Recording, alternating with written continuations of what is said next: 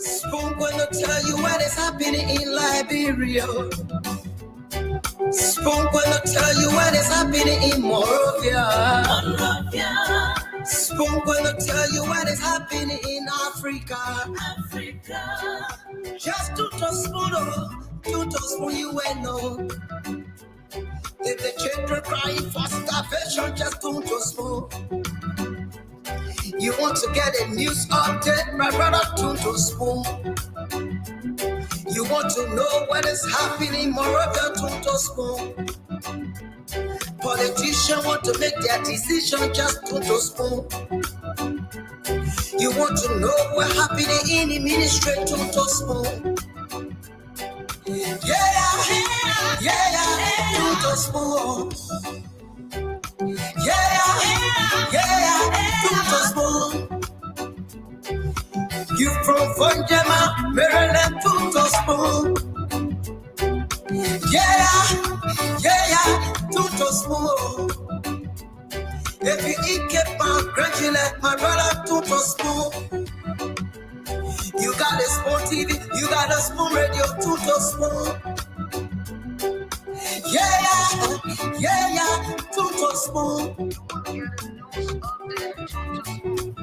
What? Yeah, Rastafari. Kilibamba, kilibamba, kilibamba, kilibamba, kilibamba, kilibamba. What I want? This one you got today. School TV. This one you got today. School TV. School entertainment.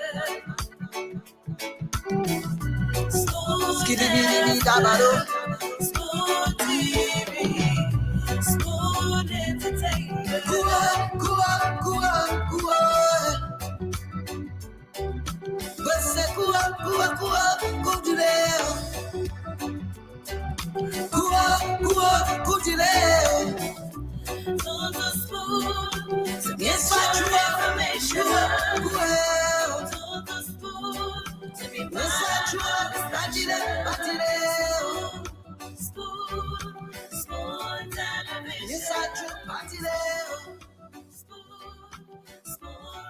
information.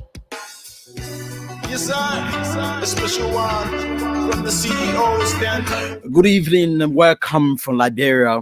No matter where you are, let me say good morning, good evening, good afternoon. This is your program, your biggest program, Spoon Talk in the Republic of Liberia. James Gude Flomo, Your Excellency, how are you doing? I'm okay. Honorable Dr. Barbara, you get an iPhone 13 and you ask for the money. Yeah, well, you stole my iPhone 13, but it's okay. iPhone 13 plus iPhone 13, right? How are you doing, buddy? How you doing, bro? Well, we tell God thank you for life, man. You know, we can't complain. We are in Liberia, you know. How is everything? How is the study? My man, instead we get complaining, we managing. But why you asking me how they study? You the same man I told people are not going to school. Yeah, but why you asking me for that? Yeah, but I know you're going. You already informed the people of Liberia that in Poland they're passing around. I'm not going to school. Check your messenger. I was like, but who may attacking me today? Yeah, jeans. Yes, sir. Check your messenger after everything. Yeah, I'm gonna check it. I know. Thank you for the research you sent me, man. I appreciate it. And I sent the control number. Now the control number. Thank you, brother. That our friends are for. Yeah. At least I will use a small thing here to pass something. I get it. Okay. Get the 200 for that. I want to carry for the week. You and Fatu. Your business. All right, bro. Thank you, man. Thank you. We have Honorable Fagon in the back and Dr. Leo is coming on in my own case. I was laughing. I'm already laughing, my man. You, how you coming on? You got serious issue. That's all That all you in the That's back. you. Chief Baron, Chairman, how are you? Not bad, veteran. I'm okay, man. How is everything? Good, man. Don't man good away. That I will call that woman on you, your professor in Poland. I will call. Yeah. Oh, I'll tell you something. Today the woman did good for me. Oh. What is that? After she made me to work for over a week, I did my presentation today. She was happy. I mean, like they even do presentation, even entire university, maybe anytime next week. But she will tell me So the specifically. woman, you've been responding to the woman call there. You can smile when she call and everything. They say 50% of being friendly with your professor that he read there. So somebody can say what we say, he makes sense. She can make it make sense. When it's that you knew what we were going through this way. When you talk about the constitutional corruption, I was already doing research on the constitutional corruption when you came up with it. So I had to do everything until it's like that Leo helping in the process, man. Are you aware that even one of our judges or a member of the Supreme Court before confessed that yes, okay, so I had to no, not associate. What's his name? Banks. Philip Banks. Is that Philip Banks? In 2018, he had an interview with Dele Ozeva, and he confessed that yes, they had to insert that part in the Constitution to protect those people. To protect only those people. It was just only them. Yeah. And the funny part, when you say corrupt, people continue using a strong. You say no. They can say no. We can amend.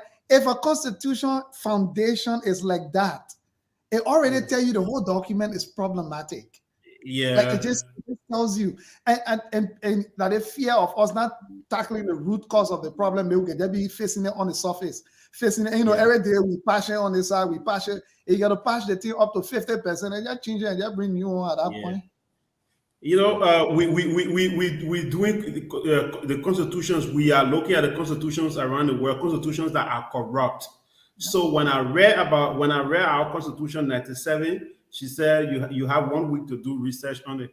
Today when I talk about the res riot, the coup d'etat, and the constitutional corruption. There are many constitutions around the world that are corrupt. Liberia, is that you? Wait, I want to guess on it. The res riot part of our constitution, genes? Is that the constitution? I'm talking about the coup d'etat. After the coup d'etat, those who carry on the coup. The res riot led to the coup. The res riot linked with the coup. Yeah. The minute literally said in the constitution, nobody can come after anybody who helped overthrow the government, who helped them to overthrow. Read Article 97. A law, the whole paragraph. Very long.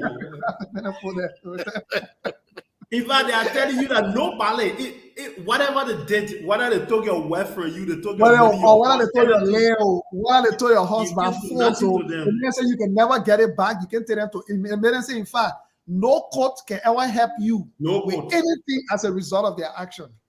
Wow. Yeah. And even Senator Johnson talked about that thing before. You cannot prosecute us. You cannot prosecute us. But people never knew. Even myself, I never knew until my constitutional something brought me to it. There are many constitutions corrupt. Yeah. Genes. The educated man. Genes. By the time the woman finish grilling the man, when the man get back to that bureau, he will be a totally different journalist. In fact, the first thing the woman will tell you, right? Before the lecture starts, she will tell you, all of you guys are here, you're from different countries. When you return to your country, do not fight the system you're one. You try it, it will kill you. Yeah. If you want to fight the system with a team. Don't rush fighting the system. Yeah. Yeah. And that is the reason why people always tell you find yourself within organizations. Yeah. They're one man solo you running away. Because whenever you find yourself in organization, you take the liability of you as an individual. You are representing an organization. Like you see Amnesty International and all these groups. These advocates, global advocates, go into those groups because then in our case, you can come after them as an individual. They are representing an institution, and usually people can be careful when you come in after a whole organization compared to if you're going after the Flomo alone. Yeah. That's it. No, to be frank, I don't know how we can amend that part of the Constitution. Even if we amend it, are they still alive? Most of them are still alive. Yeah, most of them are alive because they said those who help them as well. You know, the members of the PRC, even when they have any VP work and all of them, because those at the time. They say all those who were there, whether you are civilian, army man, whatever, it doesn't matter. You are exempted. Yeah. Wow. I know Falcon was around that time. Yeah, that Falcon was part of the PRC. Yeah.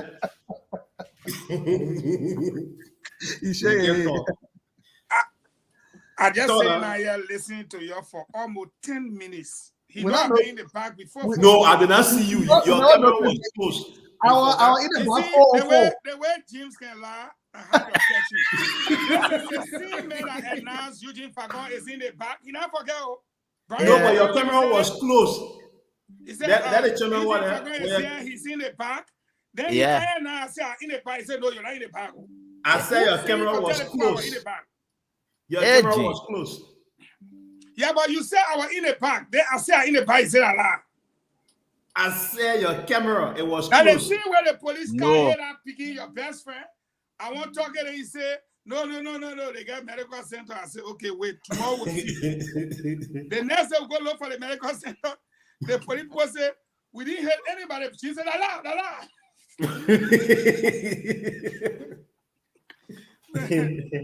But anyway, you guys discussing corrupt constitution. Yeah. And you know what somebody called me? They say, you see how they born and disrespectful to Dr. Francine.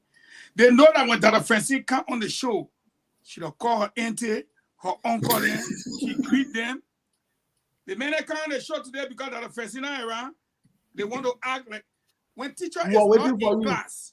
You are waiting for the moderator. We are waiting for you.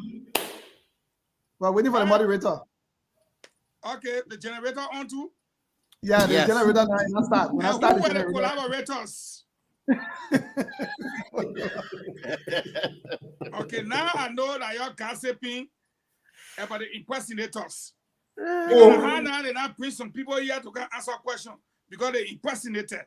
Let's start the show. That part of the team. What you want your hair for? You get hair team medicine. You get hair team medicine. Tally no expensive in Poland. Right now, all the Tally no send missing from the share. They say who buy? They say president. They say shortish. They like president Paul. Oh, that small hair thing they get made the last 2 days. Something and you know, say they just bring it in front of you. Okay. They say I want 2 wings out. They say all one part. I just say that they gave tissue because they snatch your kid and a smarty. I beg you, your friend can go to a country. They see ta. But one part, we not see arrival. We not even see crowd. Nothing. The whole place just quiet. They say sedition in the US are planning town hall meeting outside Langley. They'll be meeting the president at town hall right outside. One Langley, they want inside where they can be in current going to the girlfriend house and leaving the president by himself. They say they just say now in people their condo that way we know they waiting to see the recording. And the last photo we saw of any sedition that Kalasco is talking about basement, yeah, Husi, Salah Husi. When you're in the bunker. I mean, you're not what kind of people that on the show. Now you don't want they're accusing you. That's what kind of people they. No, you know, let me tell you, Salimatu cousin ain't can you. Who the West Salimatu Flora cousin in? I forgot. Roberta, her name is Vincent. I think Roberta Vincent. Don't worry, I will not embarrass you. Don't come on in there hard to call. Yeah, sorry, I just trying. I just trying. Roberta Famata Vincent. I think her name. What her name? I think her name is Roberta Famata Vincent. Leo, I suspect. I mean, leave me with it English Benin, man. Leo, I suspect you. My big I suspect you. But the team is coming for you. The team match that they're planning for you. You know the guy who can do 50-50? 50-50. T-Max. T-Max right I, there. I know If T-Max I very got his well. number, I will send his number because I want you to call in so he can warn Leo. The man said, Leo, all your teeth doing on their platform. They tell you will try it with Dr. Francine. That man, I'm a big brother. I go and see that man. I go and find a man. Man, I'm a big brother. Okay, but then good day started welcoming ceremony saying you in Poland. The reason why I say you should start because you're in the poor land. Then parenthood are wear the expensive coat and tin in the rich. Hey man. They consider that anyway. Let Baron give us update first, and then we will go to very the good, James. ceremony. Very good. I want to lay up in it for. Well, so from my end, today, preliminary findings from the autopsy that was conducted by the government of Liberia, the RMP, on the body of the late Charlotte Justice. What's the name of the lady? Gloria Musu Scott, her daughter. The funny is that she died from drained of blood. Drained of blood. What one they call drain of blood? What kind of English is that? That's it. And by the way, we carried this evening on our news. I mean, it is confusing us. That's what the pathologist said. Drain of blood. Wait. Let me hold you from there. Yeah, it's a smart picking. I know we got terminology for all those things. And you know what I'm saying? Bleeding profusely, excessive loss of blood, all that kind of thing. But what did you say the man said? Drained of blood. Drained of blood. So that's what the pathologist said. The grammatic construction itself is actually problematic. Yes, more than problematic. And because if you said drain of blood, that means somebody drained it. That's it. You see the technical terminology, drain. So somebody was fetching blood for in the girl. So in which profession you thinking on talking about that? Are you a pathologist? I gotta be or you speaking as a social scientist? So let me conclude for my end now. Go ahead. Drain of blood in regular English. So again, at least five people, including a police officers today, a police officer, they died in a tragic motor accident. It is an issue to talk about along the Robertsfield International Highway. I have a video clip to that. Yes, and I just forwarded that. I sent that to James, and I hope James will play that. And we will just say viewers' discretion is advised at the bottom of the screen before. Yes. One of the guys, the police officer that actually died, was a very good friend of. I was a very good friend of his father on the camp. His father used to treat people. And then just for somebody to send me his picture and say your Peking died. He used to be right at the President Junction over there. Oh, okay. Yeah, you know, man. they had one little small police booth at the President. Oh, I know the police booth that right before. Yeah, I know the police booth. They Peking, the fat Peking, I used to be there all the time. He's the police officer that died. Wow. I got a photograph. Yes. Yeah, man. Wow. Yo. So the one time I was driving on our route, I missed the road. Right to that specific place there, I went almost close to their booth. He even helped me. He called some men around to get my car back on the road. Very nice. So to conclude from my end, do you know this guy they call Boutini, George Boutini? After our civil crisis, after our civil crisis. Yeah, I grew up listening to him. Yes. It is an issue to talk about. May his ashes rest in peace. He played a pivotal role in our democracy, in the sustenance of our peace. After our civil war, you had Omeo using him then, carrying from country to country to talk about peace. Even his name is someone the son, George Boutini. Thank you. Everybody wants to become president. George Boutini. That one, the man is a dear boy. Yeah, the man, Sonic a dear boy. Yo. I saw the news. He died. I heard he was sick. I think he said he was sick. Yeah, he was sick. So that's just from my end, man. Some of the training. So wait, let me ask you something from your end. So they say the former Chief Justice Drawer and the current Chief Justice Securities they got into a brawl, but the Chief Justice current Or people couldn't, they were about 7, but they couldn't put a man outside. You talking about this? You talking about this?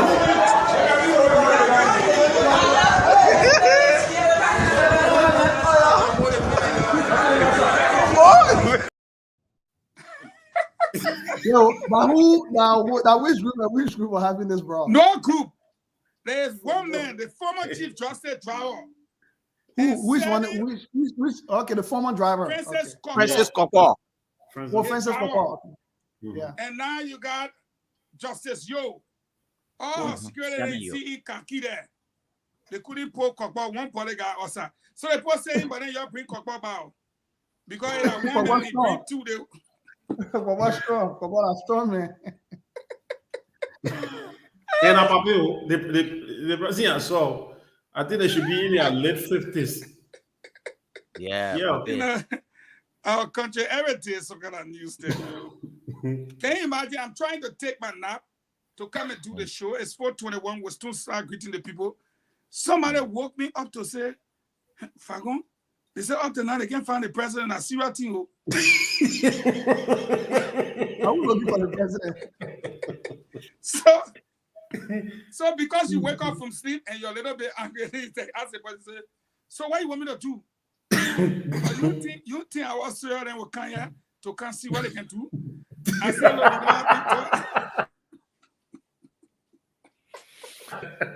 look, leave us. I was sure they're getting ready to come for our president. They just got to take out an American flag for American flag. That's what the people came in. Minister Magay. Oh, sorry. Who you calling Minister Magay? Sorry. Minister Fagon. They didn't need to do it. No. But yes, what happened today, to put all jokes aside, we have to talk about that. The ongoing road construction process at the Ramsfield International Highway. You know, I do believe that it also played a pivotal role. You know, should I use the word pivotal? It contributed to what happened today. I mean, just look at all this. Yeah, man. The road is so narrow. Yeah, man. Yes, you can come in. Before you come in, let's set the stage for this. Okay. Because I know when Leo come in, we'll talk about the developed world, how road construction is done here, how we issue diversion, you know, for people to pass this side when the road is under construction, the kind of signs we put up, and we tell people they got to go 15 miles per hour, construction zone, police officers are there, lights are flinging.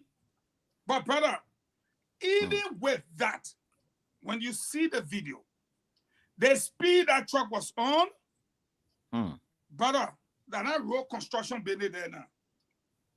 I mean, the speed, when you see the video, the speed, where was this man going? Even if they had put speed breaker there, it was not going to help.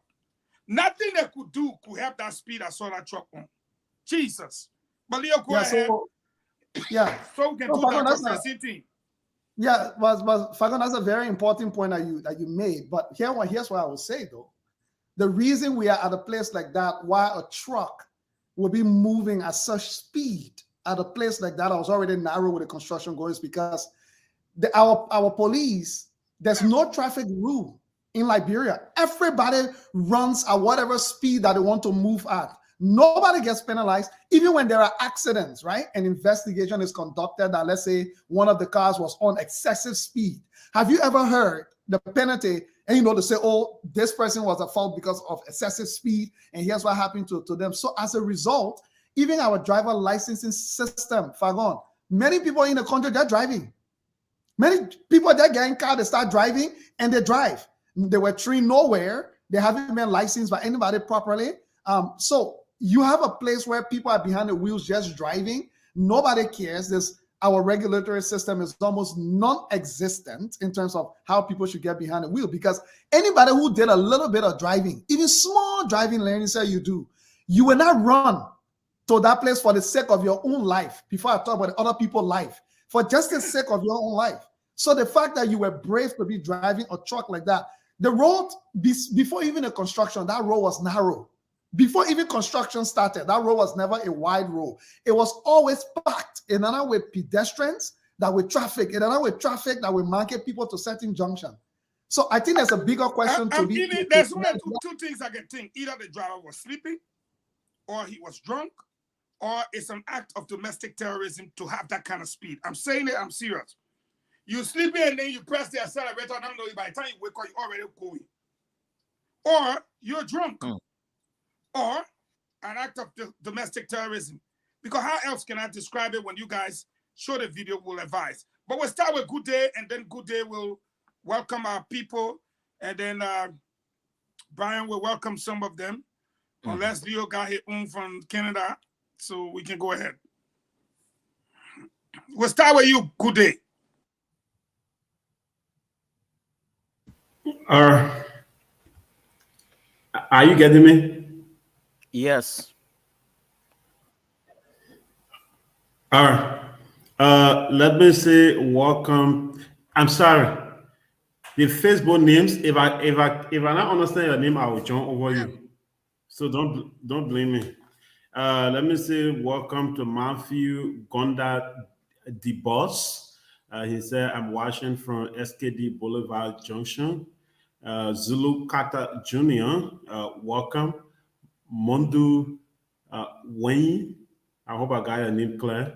Welcome. She said it was said. Oh, that one passed quick. Also, let me say welcome to Emmanuel GK. Emmanuel GK Cephas Senior. Also, welcome to Morris Y. Peters. He says, I'm Alexander Peters from Minnesota. Oh, Alexander Peters. Also, I think that should be my boy there. Also, welcome to Patricia M. Morris. Your names are going faster, though. Yeah, I'm sorry. That Reggie can tell her own time to be going through. Anyone that came from me, like, yeah, taking Nelson Sigby, let me say welcome to you. He says, I'm watching from Minnesota, Brooklyn Park. Welcome to Honorable George Watkins Jr. He says, good evening, everyone. Terence Topa, I'm watching from Uganda. Tom Kamara. Oh, Tom Kamara. Wow. I think Tom Kamara, Baron, you knew Tom Kamara? Yeah, veteran Liberian journalist, Yeah. a publisher. He did a very great job in the Liberian media. I hope you are related to the late Tom Kamara. So, Barry, you can continue from there. Okay, and this one said, I'm Giflo, I'm watching from Canada, Maxwell Williams Jr., and I'm watching from Zweju, Mondu Dwanwi, Harris Tucker. He's watching, okay, this person, Veronica Bade. And she said, welcome, guys. Moses Houghton. And Moses says, great show. Joshua Smith. And our women and name, they may be calling it fast. Julie Jasper. Honorable George Watkins Jr. Okay, I think James Goode Flomo mentioned Ahmad Freeman. Then maybe you're Zedu Carter Jr. So we'll stop here for now because we don't have time, and we'll go to Minister Fagon. Okay, Mohammed Ansar Dolet, John Swabo, Moses F. Luther from Bannersville Estate, welcome. Modu Dwayne, Ba Abraham, and David Silly, welcome. Also, Vani Saki, yeah, I know, boy. You're also welcome. Somebody said, Leo, what's up? And somebody also watching from the CIA headquarters. I hope we can link up with them. Patrick Bukari, Erasmus Zogbe, and LIB Baju. LIB Baju said, if I go on time today, I ever been late before. What kind of problem here? Jonah Kema, Humphrey Toba, Jefferson B. Saki, J. Roland Kawi, David Dunn. How you all doing? Let me welcome all of you. We're about to start the show. Prince P. Calon, PC Calon, and Edwin Sharif, as well as Samuel Flomo Jr. You all are welcome. All right, guys, we'll start the flow rolling. The biggest thing is what's happening with the president's trip. It's the biggest thing right now. But we're going to leave that And we're going to look at, first and foremost, the little things, if you don't mind, Leo and the others. I'd like to welcome the former Assistant Minister for Information Services, looking, but you know, who they realize your man getting fat? It can't be Tabagio. Who? Your cousin, yeah, to you from Lofa, Samuel Wazi. No, but was he not somebody who can get dry? You know, somebody like that. Well, Jim, don't let me put your picture up from 6 years ago. You remember that picture? yeah, man. No, but was he as a middle-sized man? You know that man and how you call it picking Flamma, they took some kind of picture. And you remember that picture? Was he? Yeah. They took some kind of picture, and one girl was in the middle. I will not call the girl name. Two of them, they were going and logo her, and they end up in the same radio station. It's none of my business. But anyway, guys, we're going to start. Good day. I want us to start with this truck as we build our audiences for today. So much to touch on. Some of the questions we want to ask is what's going on at the Election Commission.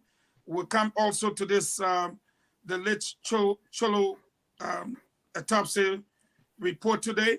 But I really want to start on the fact that we have traffic police. Too often we are told that they only stand on the side of the road waiting for monies. You have a construction site. There are signs that should be put out there. But even if they were out there, what we saw from the truck could not help the situation. And according to Burn, about 5 persons died today. Is that correct? And amongst them, a police officer. We cannot independently confirm that. Yeah, I cannot confirm the number because I saw some social media posts talking about 10, some talking about 5. So those two numbers so are. So we will wait for the numbers, but yeah. Howbeit, a terrible accident happened on the RIA road around the rehab junction, I'm told. And we will take a look at the footage again on behalf of the Spoon Network, Spoon TV, all of our radio stations everywhere. We say viewers' discretion is advised. So James, if you want to load the video up, guys, I want you to take a look at the excessive speed from the vehicle. We don't know what happened. I think they want to have the speed part is not there. Okay, so I will send it to you. I can do that for you. But yeah, we'll start with Leo. Leo, you heard about this thing today. It's on the RIA road. Of course, everyone have said consistently and continuously that the RIA road, construction work going on, not much care is being taken, and apparently people are dying on the road. Is it the fault of the police? Is it the fault of the public works? Is it the fault of the company? What would you say? Your thoughts? I think there's gross negligence on the part of public works here. I care less whether you're building road in America or whether you're building road in Liberia or whether you're building road in Logatu. If you're going to hire a company and pay them a full contract to do road construction, one of the key pieces that must go with it is the ability of the company to do that work safely, because the safety of the Liberian people must always be paramount, regardless of what you're actually doing. So I drove on that road Fagon 4 weeks ago, and I'll tell you, the danger is you even have the yellow machines coming right beside the road, working at the same time. You just got cars driving, people passing, people walking, all happening right at the same time. And I can't understand why a company will be building the road and don't realize that the safety of their workers and the safety of, even just regular everyday activity. How can all the markets they be running over there regularly and nothing happening with the road construction going on?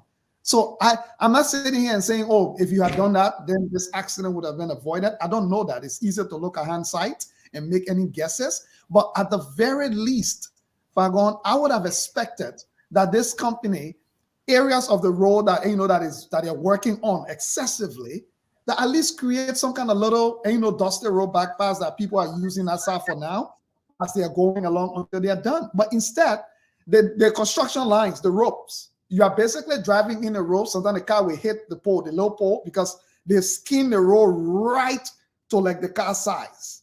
And I was driving through it and I said, this is dangerous because this is a busy highway. This is the RIA road. This is not some kind of little alleyway that you say plenty of people can pass on. So I think the public works, if I were them, hopefully should learn from this lesson and start to really just, you don't need fancy equipment or technology to deploy some simple thing like even stop signs. Fagon, we need electricity for stop signs. Fagon, we don't need electricity for even like, since you are building a road, intentional speed bump. Look, right here in Canada, the men were building something around, went somewhere, the speed bump, the thing was so high, Fagon, that I dare you to roll your car away. The whole honor carrier will actually drop off if you dare try it. Because at the end of the day, we can't be building roads, paying all that money for it, then you telling us that the company can just do whatever they might just go do. Whether people die, everybody might just be careful. In the night, especially on a road that has no electricity, we're coming from that airport in the night, Fagon, is extremely dangerous because the slightest mistake, like you sway off, you are running into this huge ditch on the side of the road. It's not even light. So yes, I agree that the negligence of the driver, probably based on the speed of the truck was moving at, can be at fault. But at the same time, in a country where nobody respects any traffic rule, the police themselves don't respect the traffic rules because they open the wrong side of the way for government officials to come and pass on the opposite side of traffic. So nobody is the wild, wild west. We can only have ourselves to blame. The Ministry of Transport and Public Work should be working in tandem when it comes to road construction so that public work is doing the safety part and transportation is ensuring that people are adhering to whatever rules that are being put in place. You're muted. Honorable Bozy, it's up to you. The video ready. The video is ready. Let's play it before Wozy come in. Please take note of the truck. Jesus.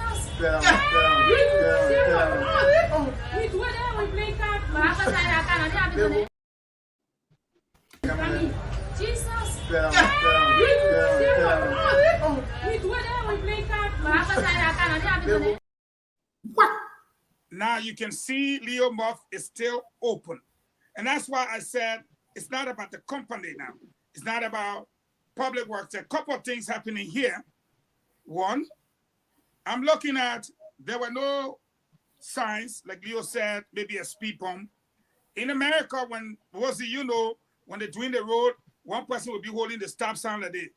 When you're kind of show you the stop sign, you stop. And it will slow you down. It will slow you down intentionally. Slow you down, then the other side go, then they let your side go. They're doing it so. They're also doing it there. No, they're not doing RIA. RIA road. They will have a lot of explaining to do. They will have a lot. When I was coming, we passed by them on the road. They did it for us. When I was coming, I drove on it 3 times. The yellow machines were working. There was nobody there stopping you. But you see, even if the yellow machines were working, I saw them. They were stopping. Let's look at the speed of the truck. I agree. Let's assume everything was in place. I agree. What could stop that truck? There was no chance. There was no chance. The only thing could stop that truck was a yellow machine. Because once you bump into it, you yourself have to explain why you hit the yellow machine. But that would be in hell. I mean, but taking a look at it, again, viewers' discretion is advised here. James, put it up. Let's see again. Jesus.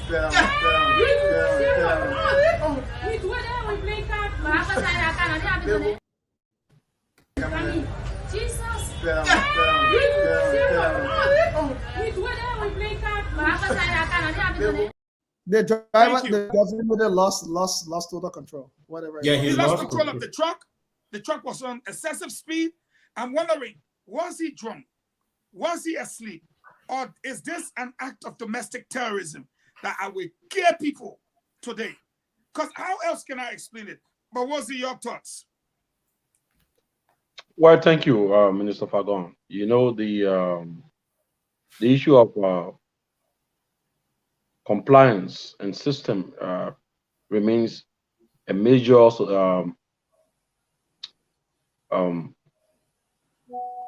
issue of discussion in our liberal society and in most sub-Saharan countries. During the government of President Salih, there was this law called the this regulation called the National Master Transport Master Plan, and there was a strategy attached to that.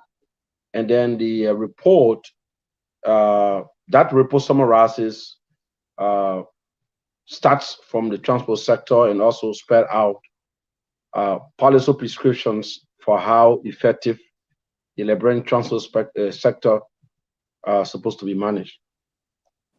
But we're interested to know that the overstate Minister of Transport have done nothing to ensure the implementation of that, because that strategy spells out exactly the issue of asset load, the issue of safety, and the issue of the role of stakeholders.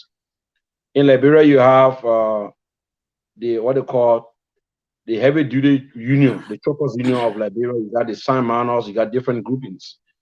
It's their job to also work with the Ministry of Transport and the Ministry of Public Works to discuss the issue of safety. I understand our partners, like the people from the GRZ and other sector stakeholders, have been providing some amount of funding to, including the World Bank, to the government of Liberia, to the Ministry of Transport and that of the Ministry of Public Works. They also got these regular stakeholder consultative meetings where they bring in the safety department of the Liberian National Police. And so the problem is about compliance, is about the lack of institutional commitment to ensure the effective implementation of sector regulations. And a lot of the people in Liberia who bears driver lessons don't actually know the signs. They don't know even what to do. So once you get your car from Canada or from America, you take it to Liberia, the next day you become a driver. You just need to go to the motor vehicle department, pay your money, the next thing they give you a driver license. And that tells you you prepare the society for mass destruction, for, you prepare a group of suicidals, people who just going to kill themselves or kill other innocent people. Now, the various transport unions you have in the country, their membership, they're only interested in collecting dues from their members. But how to teach the members about the sector policy is something. 30 seconds. And then interference of stakeholders in the execution of duties and responsibilities of police officers in the field is another thing. So when a police officer trying to do his job arrests a speeding vehicle or somebody who is violating, the next thing he picks his phone and call whatsoever in the police, and then he's going to call and insult the hell out of that police officer. And the next thing, the police officer is going to settle down in the near future for anyone who try to give them something to go their way after committing a crime. So it's a system problem. And then the out of what I called insensitivity to the respect for the rule of law is a major problem in our society. So let's hold the rule of law there. Let me move over to Good Day and ask Good Day. Do you think that with what you saw on the tip, do you think there's a need to have an invitation to maybe the Senate or to have I'm looking at it from the point where government needs to act to call the public works minister, the road construction company, as well as the police in charge, and ask them what's going on, because this road construction thing, it's not just this truck. Several other accidents, minor and major, have taken place along the road. Is it time to call them and ask them what they're doing about safety measures, James? Sorry, you were breaking in. I was not breaking in. You were texting somebody, so I will ask you again. What? Is it time to call them? To do a safety check, to ask them what safety mechanism they've put into place, because if that truck had been stopped earlier on from the beginning of the construction, if you look at the accident, it's in the middle of the construction. Yeah. And in a construction zone here, if you dare go beyond 20 or 25, that $1,000 ticket, straight, because you're endangering yourself, In fact, they can put bigger signs to tell you your speeding fine double in a construction zone. That the penalty actually will double automatically in a construction zone. In a construction zone, because you're putting people's lives at risk. Let alone look at the amount of people and properties and what have you damage. And guess what? It I mean like on a truck, if the 5 persons like they said, 5 persons gone, all of the damages occur, and he probably ain't get 5 cents to pay for none. Yeah. No. So I ask you again, do you think there should be someone by the legislature to account for what we saw? Yes. And again, let's look at the driving system of Liberia. Liberia driving system is an amateur driving system. That is, I can take my big brother Leo car and just jump in the road. And just jump in the street. I'll just jump in the street and start driving. I can take anybody's car, jump in the street. And if you are a driver in Liberia and you migrate from Liberia to the Western world, everything look different to you. I was driving in Liberia, but up to present, I'm yet to even understand the rule here relating to driving. Yeah, I'm serious, Fagon. I know I live in the Western world. Yeah, I'm yet to understand all the plenty signs. All those sounds. If I tell you that I have understood about 50% of the sounds that I see on the road are allowed to you. So it means that if I am to drive here, I will have to go start from zero. I'll have to go to driving school here to know the system here before I start driving, right? So the system in Liberia is an amateur system. So to do that, to manage an amateur system, it means that the authority has to stand its ground. Specifically, the let's forget about the legislature. The minister or the transport sector, they need to bring those sounds back. Maybe they had them before. I was not around in the 90s. I was a little boy. I did not see them. Maybe they have road sounds and so forth. But what I've been seeing today, we don't have some in Liberia. So if they can start, those projects to reintroduce them so drivers can know, and also to clean the system, to make sure that if you are in the street and you did not go through the right procedure, you're driving, if the police arrest you, you should be dealt with. But it should not be like when the policeman call you on the side, you give him small thing and he let you go. Thank you. We need to work on the system first before even the legislature can come in. I want to welcome Al Hussi, UJ Vadiga.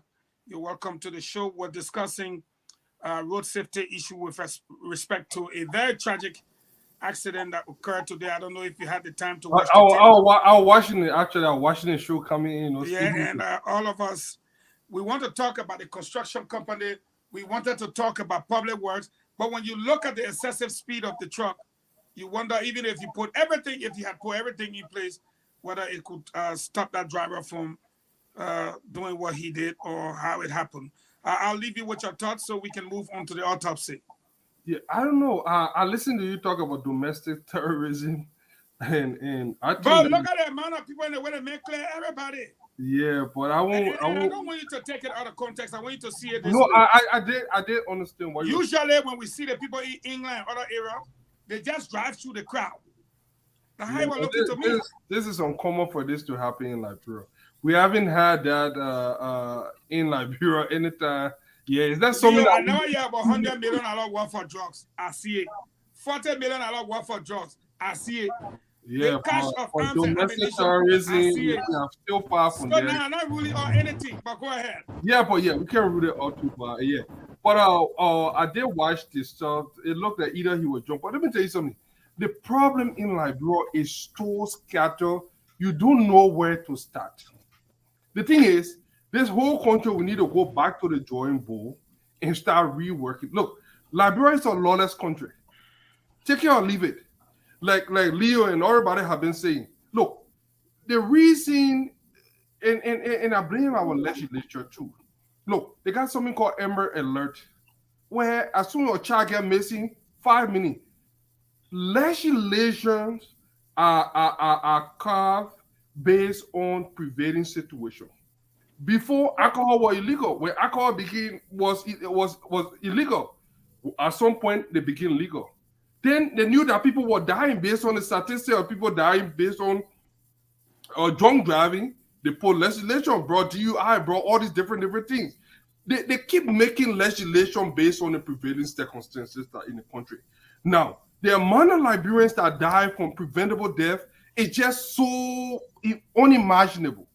We see this every day. People die from things that could be prevented. People drink openly something. Drinking just 8 ounces, 2-3 bottles will impair your driving. But I've seen people drink excessively and drive. And they say, oh, I can control the way. Women, men, it's not even one person involved. I think the women that can get child more than even the men at this time. But I'll leave that one for people. But I'm telling you, so yeah, it's a country that is very lawless.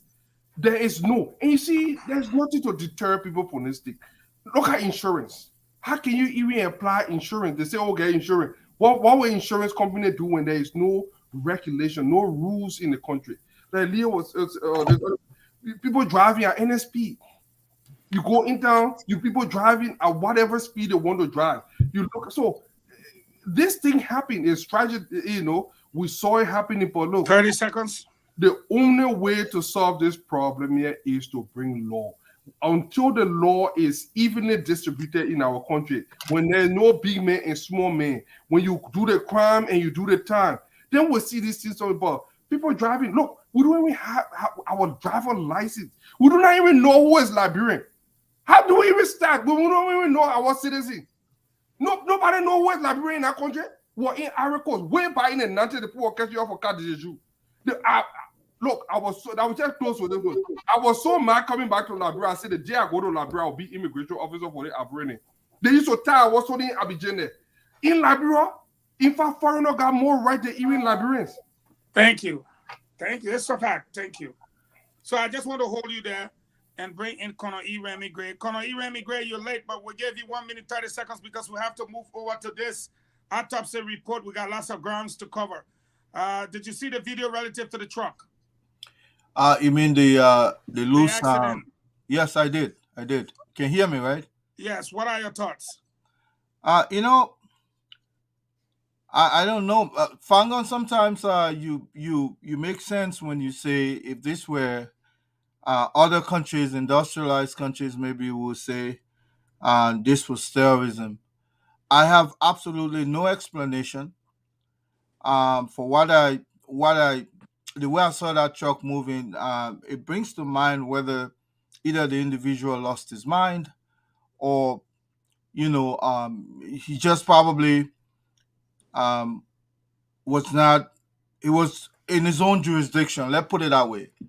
Because if you're driving on in a traffic, you are under a certain jurisdiction, so you should abide by your own common sense. Will tell you, I can't speed here because one, it's a construction zone, and then secondly, other people might be there. But what will happen to those kinds of drivers in terms of the law, whether or not that they can? Such a crime is punishable for a long haul, especially if the individual is proven to be sane. If you went crazy behind the wheel, maybe we can have some leniency. But what would they do? You go to court. Maybe the owner of that truck is somebody who is in government, so nothing will come out of it. But one of the things I want to say here is I think we should start looking at establishing legislation to elect our police chiefs. If we start electing our police chief, then they will not be answerable to the big guys up there. They'll be answerable to the people. Thank you. I don't know if that one is going to come soon. Where for me, I look at vehicular homicide. Yeah. But again, we're not going to see that. Folks, we got the autopsy report coming today. And one of the things people were concerned about was that we know where the incident occurred. We know she died as a result of stabbing or the use of an object that was sharp, blunt, or whatever. She bled in the vehicle. And we're told today that the autopsy report says she died from excessive drain of blood. Not what the medical terminology, but excessive drain of blood. So who drained the blood or whatever the case was? But the real question there is, after so long, the government comes up with an autopsy that said that this person died from excessive drain of blood. Leo, I'll give you the first shot. What are your thoughts? First of all, again, I remember we had this conversation about a month or so ago when this thing just happened. It baffles me as to why everybody was sitting tight waiting for the autopsy report. I said it very clearly the last time. Autopsies are done as a diagnostic tool. It's not necessarily a criminal investigative tool. Now, there may be instances where it could become, depending on the circumstances of the death, right? But primarily, an autopsy is just to determine cause of death. And when they say cause of death, they're not saying what criminally made the person to bleed. Let's say somebody died from internal bleeding. It may not be the person that ladder and started bleeding internally. It could be maybe somebody hit them with something that made them to bleed internally. The autopsy doesn't tell you who hit them, or the autopsy doesn't tell you what hit them. The autopsy will only tell you, say, the person suffered from internal bleeding, and it was the internal bleeding that killed them. Whether it was somebody that shoved them down a stairs, a flight of stairs, or somebody, beat them, autopsy doesn't tell you that.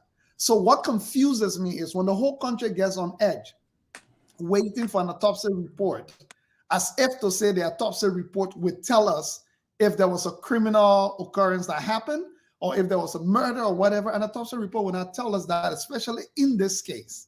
So I will not even be hung on the autopsy report saying drain of blood or bleeding or whatever.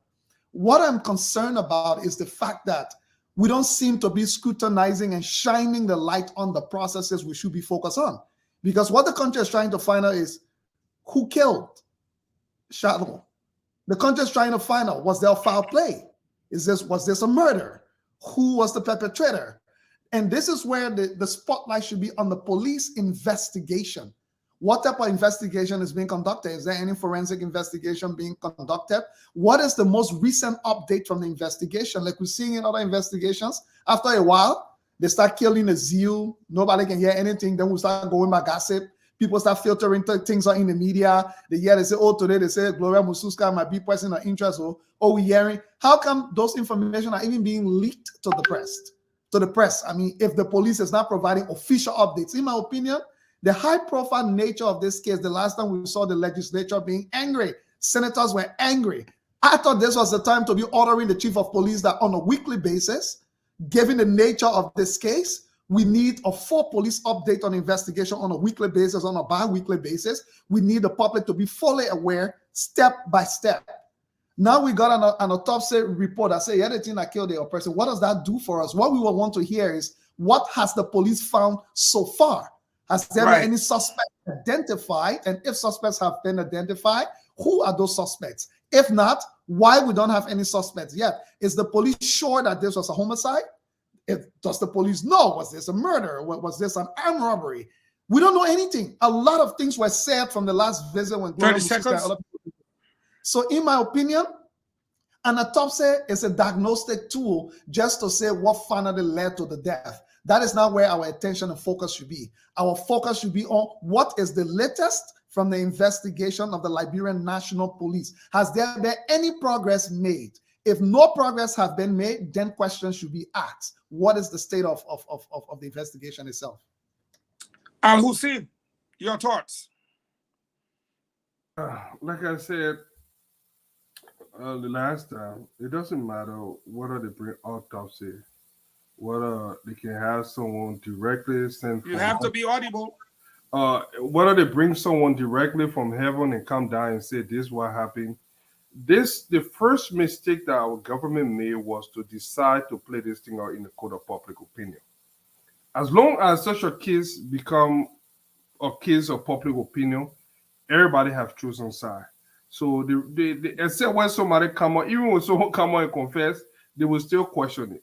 You know, this is why the judiciary and the things like the police needs to be independent. As soon as they start coming up as partisan, then people question everything. Now, like Leo said, the autopsy, even though it will aid the investigation, it really would not tell us who exactly killed this girl. It would tell us how she died, what possibly may have happened, crime scene, scene investigation could piece it together and say there was blood found trauma to the head, blood splatter, or expert will tell you different things that happen on the crime scene. So that would give them an idea of what actually happened. But it will not tell you who did it. That's the only thing. So based on what the autopsy will say and based on what the family may have narrated, we will get something. But for this case, it has been heavily politicized. First, there was this allegation against Tally and Jefferson Koji. Then it went to her being a person of interest, and then it became heavily political. We see key government officials that were implicated giving this bizarre press conference, and even though they may not be guilty, but appearing as if to say they are guilty based on some of their own stupidity. But this is where we are. So this is now in the court of public opinion. So whatever comes out of that autopsy report, until they can tell who killed the girl, I don't care. I've chosen my side. I already got my own opinion about what happened. Well, we don't know who killed her. That's all we want. All right. Thank you. And when we go over to someone that got a little security knowledge, I know because I worked with him. The Honorable Samuel Wozie, Information Services. Service us now with your information with respect to what you heard from the pathologist that this lady died from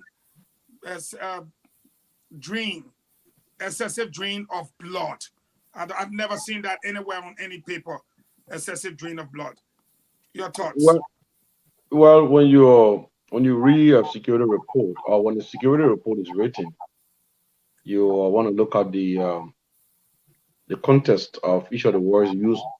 Sometimes you may see culpable, or you will see principle, or you will see interest. Those kind of familiar words you always see in a security report. But unlike this one, you will not see you won't see anything like that. But what we see is and here is the word drain. People keep calling the word drain, or she died from draining.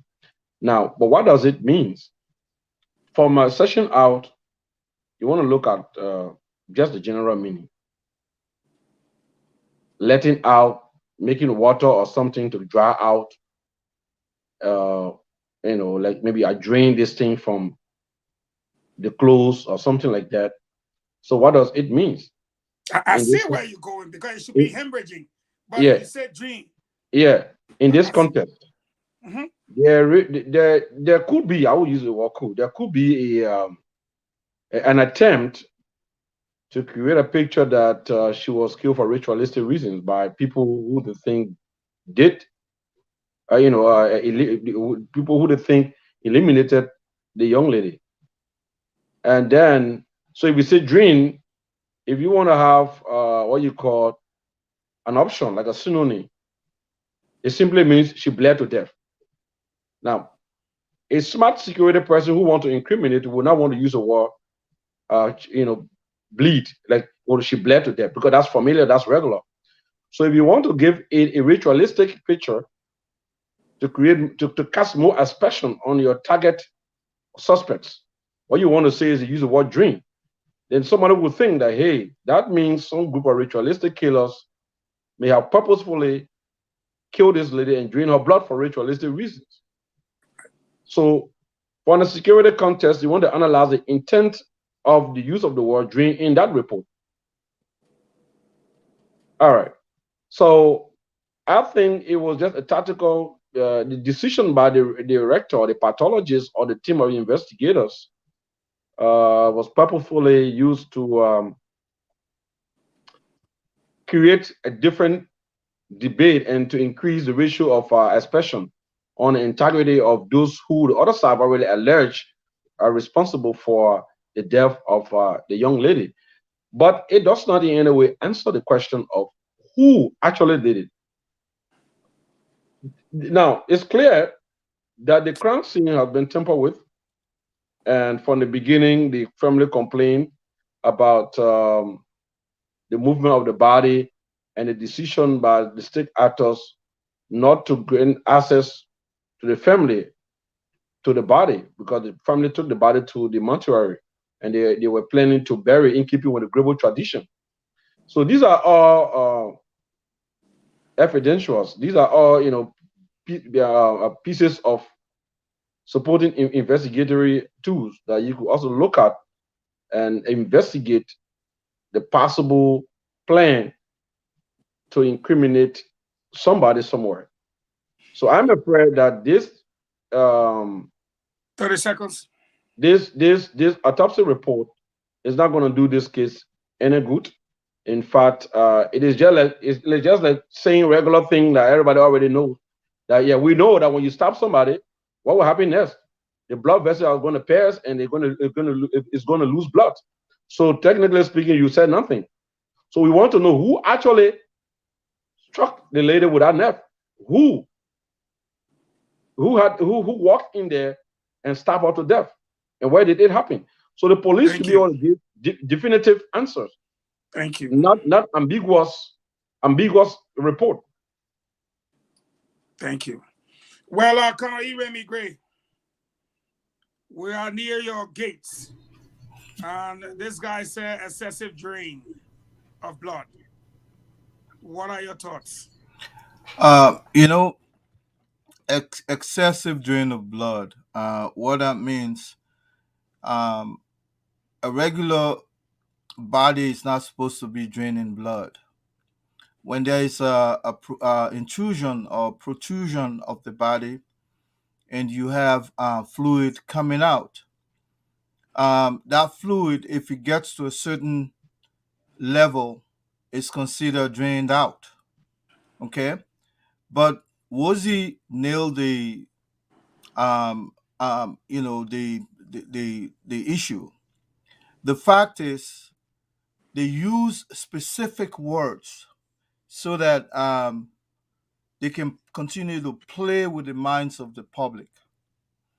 They are establishing a theory that this person um, was stabbed initially, but then the purpose of stabbing, or the purpose of establishing an an entry point in her body, was to drain out the blood.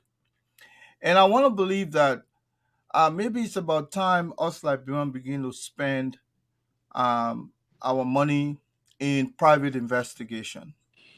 In Liberia, we should have other alternatives to solving problems in our country. I'm saying this because whenever things happen, the police does not have the capacity to solve crime.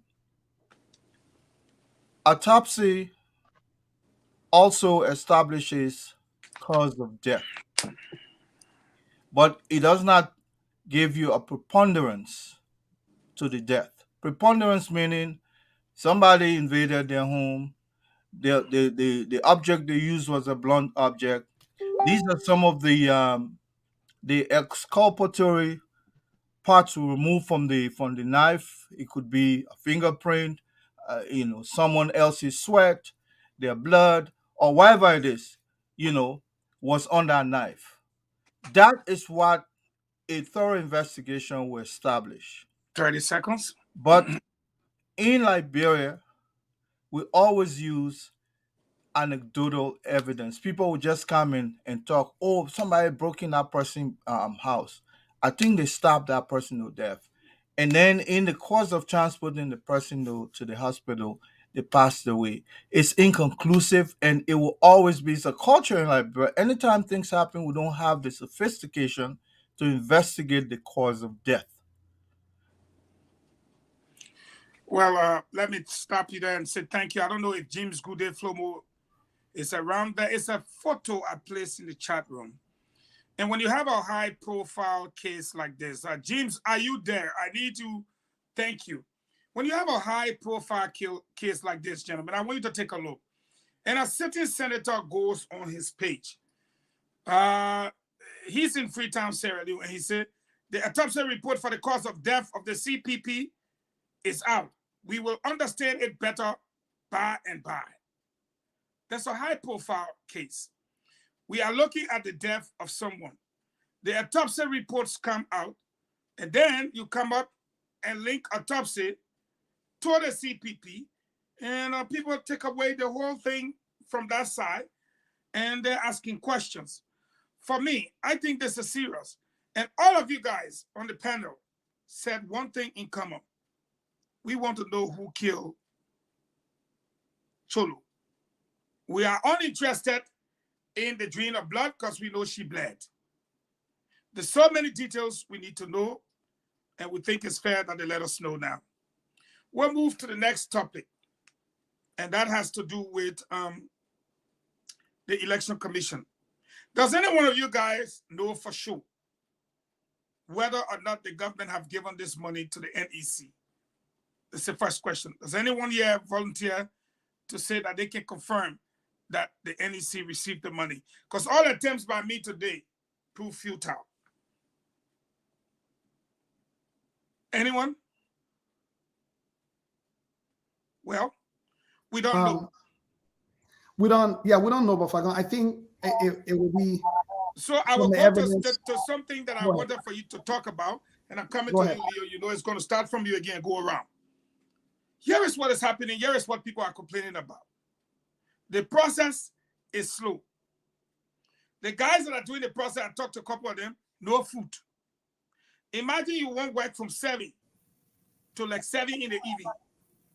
And even if you have the time to eat, I'll be pointing the bread at this and still key in people information. I asked what could be the serious problem that is not fast. From all the centers I talked to today, guess what the number one problem is? Data entry. People don't know how to type fast. So that kind thing that people doing, I want making it hard. Bah, bah, bah, bah. When I came here, I suffered in school because typing was not my suit. I had to stay up whole day pressing my pakana. Until one day somebody told me from the school that you have to go to Walmart and look for Mavis Bacon, MAVRSBACON. That's how I learned how to type real fast today.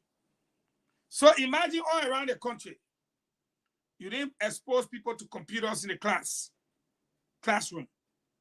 Now today, the whole country is suffering as a result of that. I'll start with you, Leo. The process is slow. The biggest thing is data entry. Where do you think we're headed if this doesn't change? I keep saying I'm still in serious doubt that Liberia is able to pull off a biometric voter registration process. There's a reason why even advanced countries, some advanced countries have now moved to biometric voter registration. Even in Canada, Australia, they still have not moved to biometric voter registration. Whoa. Y'all kidding that? What you can always talk about? No. You ain't know about biometric thing. That we don't agree because with. Yeah. Because in Canada, the people complain. The people know if they realize that it is not something that they can. Because the problem of biometrics, like I said, Fagon, the data privacy and management laws or the things that need to be put in place, right? I know we don't take it seriously. For example, NEC is collecting all this data. NEC is the police for the data. NEC is the caretaker that NEC's data set. There's no other oversight center that oversees how NEC is handling that data. I can tell you what will you do if one person who has access to the data center decides to take that data and apply it for a different reason unrelated to the reason why NEC is collecting it? What will you do? Because once the data sits there now, the data is already there. We got no rules around it. We got no protection, no security system around it. The government itself has no data integrity for its systems. The government doesn't even have systems. The last time I said ministers, deputy ministers still running the government on Gmail accounts. The NEC, I'm going to put something in there, a chat for you to see. We did an audit. I conducted an audit of NEC website, Minister Fagon. I'm going to put it in the chat so that James can please show it. So you can see, I got a good friend of mine who's an IT specialist to conduct an audit of the NEC website. So we all can see what it actually looks like. And it failed almost every single indicator in terms of the security features that are supposed to be in place for something like this to happen. So the question is, why would we want to do something like this that have nowhere to go? Data is only valuable when it's part of an interconnected system, where you can say, we were doing a national ID card process before.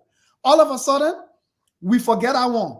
So all that data that were collected, you would have thought that's where the biometric system should have started from. That the data we already have. You're talking about the National Identification Registry. Yes, the National Identification Registry.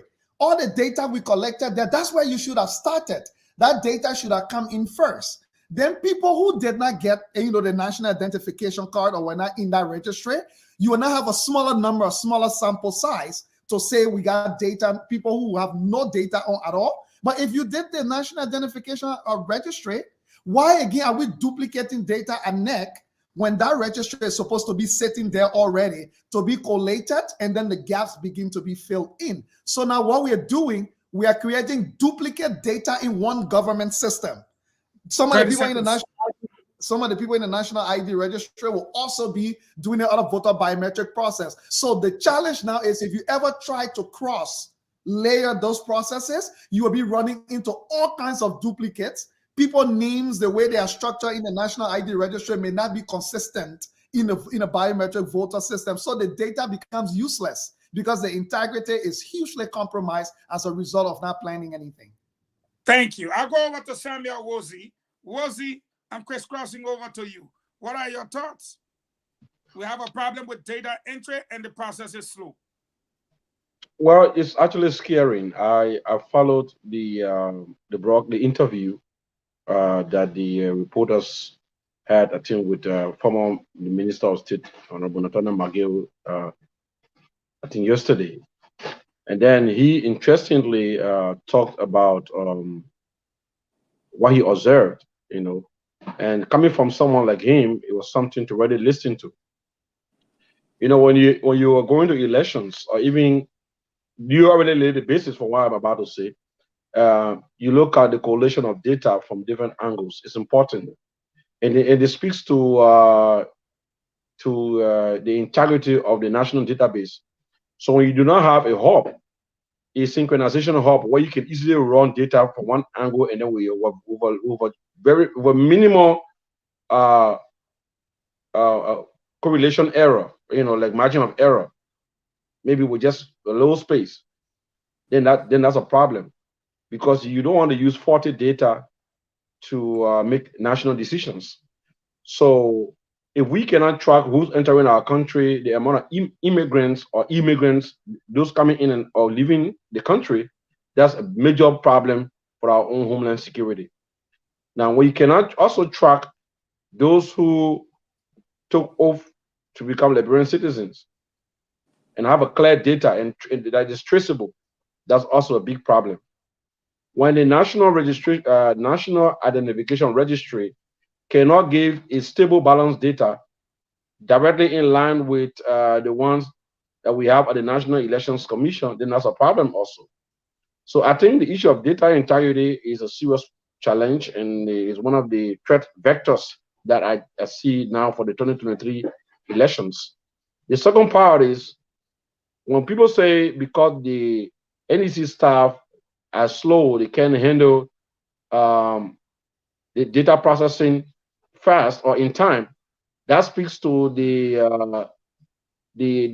quote unquote unpreparedness of the National Elections Commission to first of all start the ball rolling, which is also from the get-go is a red flag, because the Elections Commission shouldn't have even hired or recruited data importers who don't have the skill to operate the equipment that they procure. So that could also undermine the motivation, the registration of the 30 seconds of the voters.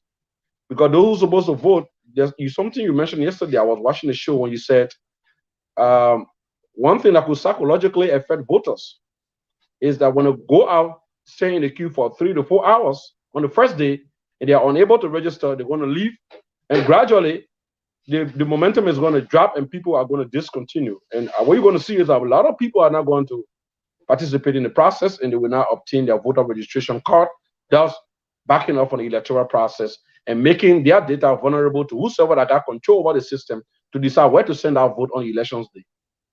Thank you. Thank you. That's a very salient point right there. They will get so frustrated with the process and just give it up, and someone will steal their votes. I'll go over to Al Hussein, and then I'll come down to Colonel Remy Gray. Al Hussein, your thoughts? Well, like I said, where do you start from in this process? The first thing that should have happened is, and this is one of the fundamental problems I have with this thing. How can you do a voter registration when you do not know who is Liberian, who is not? How can you do a process and anybody can go there? Mamadi could go there, Thomas could go there, Ghanaian could go there, Sierra Leone could go there and just stay in line. And the notion, and I have been a victim of this, that your Liberianness is determined by your name. So if you Tama, you probably from Lofa. If you call it, you probably from Bone or Bone County. You know, if you down or say then you from Nima. That is how they have the immigration do when you're traveling. And for some of us that have names that are not typical Liberian, I have been a victim of those things before. And those things could be handled just by at first identifying every Liberian. This government had enough time to do it. Even in Aricos and other countries in the sub-region, they have gotten on it. Leo said something about that we are not prepared. Do some more research on that biometric stuff. It's actually not a bad thing. You know, just do more research on it. It's not a bad thing. I hold you that it's not a bad thing, but are we prepared for it as a country? Yeah, I think we jump a step, and one of the things that people just deliberately do not want to do. One of the things that could have happened that that made me even discouraged about that thing is that they were just using it for data entry. The biometric aspect of it, where they use facial recognition, your fingerprint when you go to the polling station. That is what I thought. Unlike they're just using it for data entry. You know, they actually, we're told they're actually doing the fingerprint, but you're not going to do the fingerprint when you go to vote. You see, I want it's not useful to the voting station. They're not using anything, no facial recognition at the voting booth. But then what the heck we brought all this hard time on our people? That's what I'm telling you. All you doing it for? That's a one step advance over what we had before. So that you know, like we were having our voter roll and all the things that they had a problem with during the last election. So we took part. I think when the government started that process of national identification, I remember back, I think it was 85, back, you know, or later, when Samuel Doe started that. Citizens ID card. It was a very unique thing. I had mine until recently. I don't know where I put it, but I have my little something. First, we need to identify Liberians. That was the first project. Everybody within our 43,000 square miles needs to be identified. Because a lot of people, Liberia is a country that are immigrants. You know, we are the funding of democracy around Africa. So we'll embrace anybody. The point you're making, ask James to put on the page I just gave you so you can see it. I have somebody to conduct a quick security analysis. No, the first, James, the page I gave the result.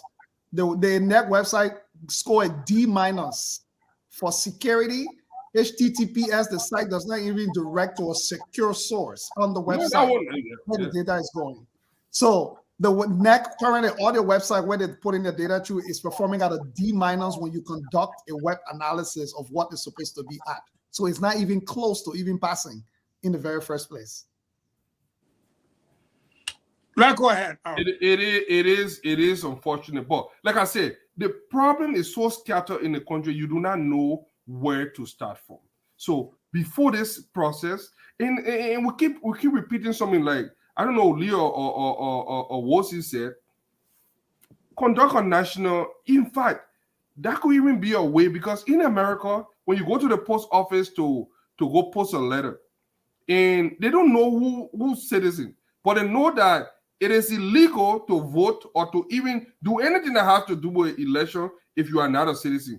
So when you go there, the system automatically say, do you need a voting card?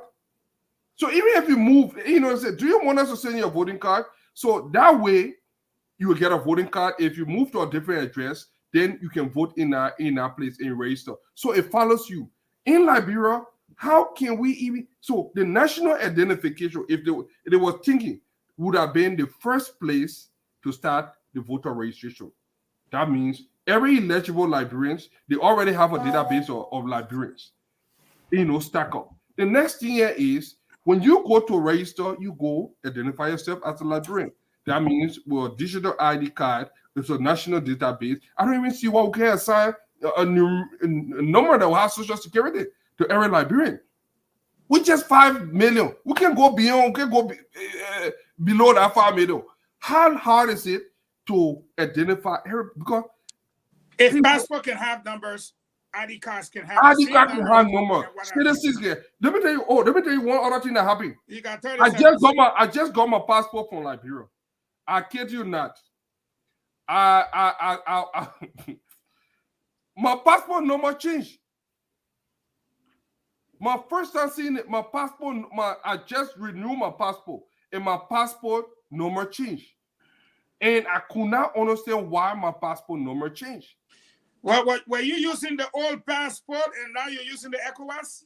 I had ECOWAS passport. My last passport was when I was in Liberia in 2017. It just expired.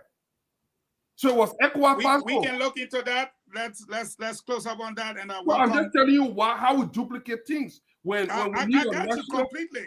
Because and then let me say there's one last thing with the data entry. It shows to this who know you think. Because I've gone to the airport, you go to the bank, they put tapping a day. The prerequisite to doing some of this thing, data entry, is you must know how to tap. They got some people there that know how to tap. Just say on the wall, on education ministry there. But they will not get a job because you know what? They probably not have girlfriend or boyfriend to one of the people down there. So that's the thing. You cannot do data entry where you cannot tap. There are so many people in Liberia that knows how to tap. But will they get a job? No. So they rather pass on that don't know how to do it to be busting finger and busting pakana. We'll welcome the Honorable Isaac Tukwa Jr., but we'll go over to Colonel E. Remy quickly. Your 2 minutes on this subject matter, and then we go to Isaac Tukwa. I think the sale of illegal passport or the sale of Liberian passport is one of the fundamental reasons probably why our president is in this capital, in a capital near us. Liberian passport is all over the place in the hands of unscrupulous people, including. But that is besides the point. I think Liberia has become a borderless country.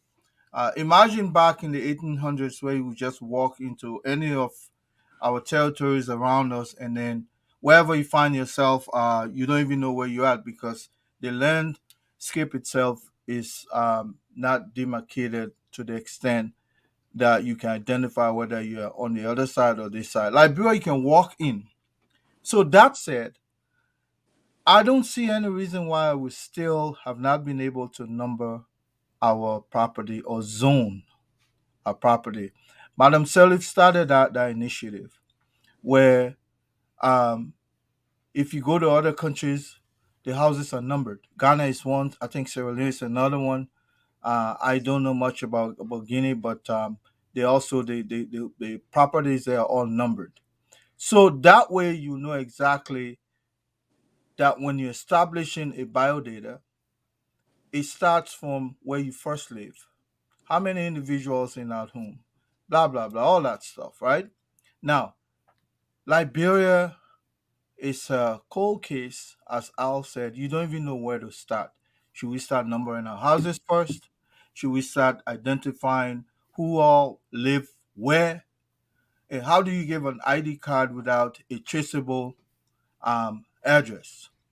So if the police issue an ID card, I live behind my water house, that white building. You can put that on an ID card. You understand? What is your address? You don't even have a demarcated address where that can be traceable to you. That's the first mistake. When people are electing presidents and government, the idea is not only my CDC man will be there, my ANC man will be there, my PPP man must be there. These are some of the things. 30 seconds. What are some of the sophistication people bring to the table? Don't just elect somebody because they are your person or this and that. If somebody has not been able to tell you exactly what they are coming to do, and one of those fundamental things they will talk about would be this: I want to do this to move this country forward. Liberia is at the 1400, I want to say.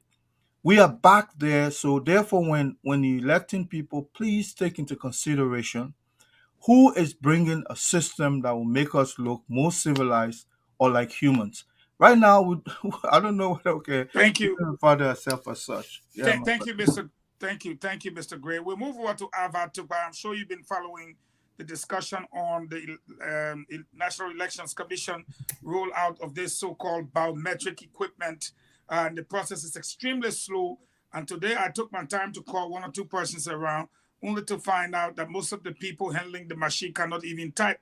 So it's just you can't type fast enough, so you enter in these data like this with your two-lay finger. So a whole day you can't even do 100 persons. And now we find it's going to be a problem. What are your thoughts?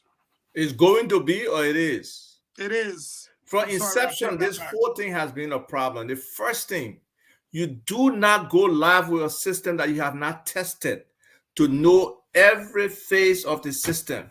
But let's step back. Al Hussein was talking about identification. We have said from the beginning, several years back, early in time, we need a national identification system.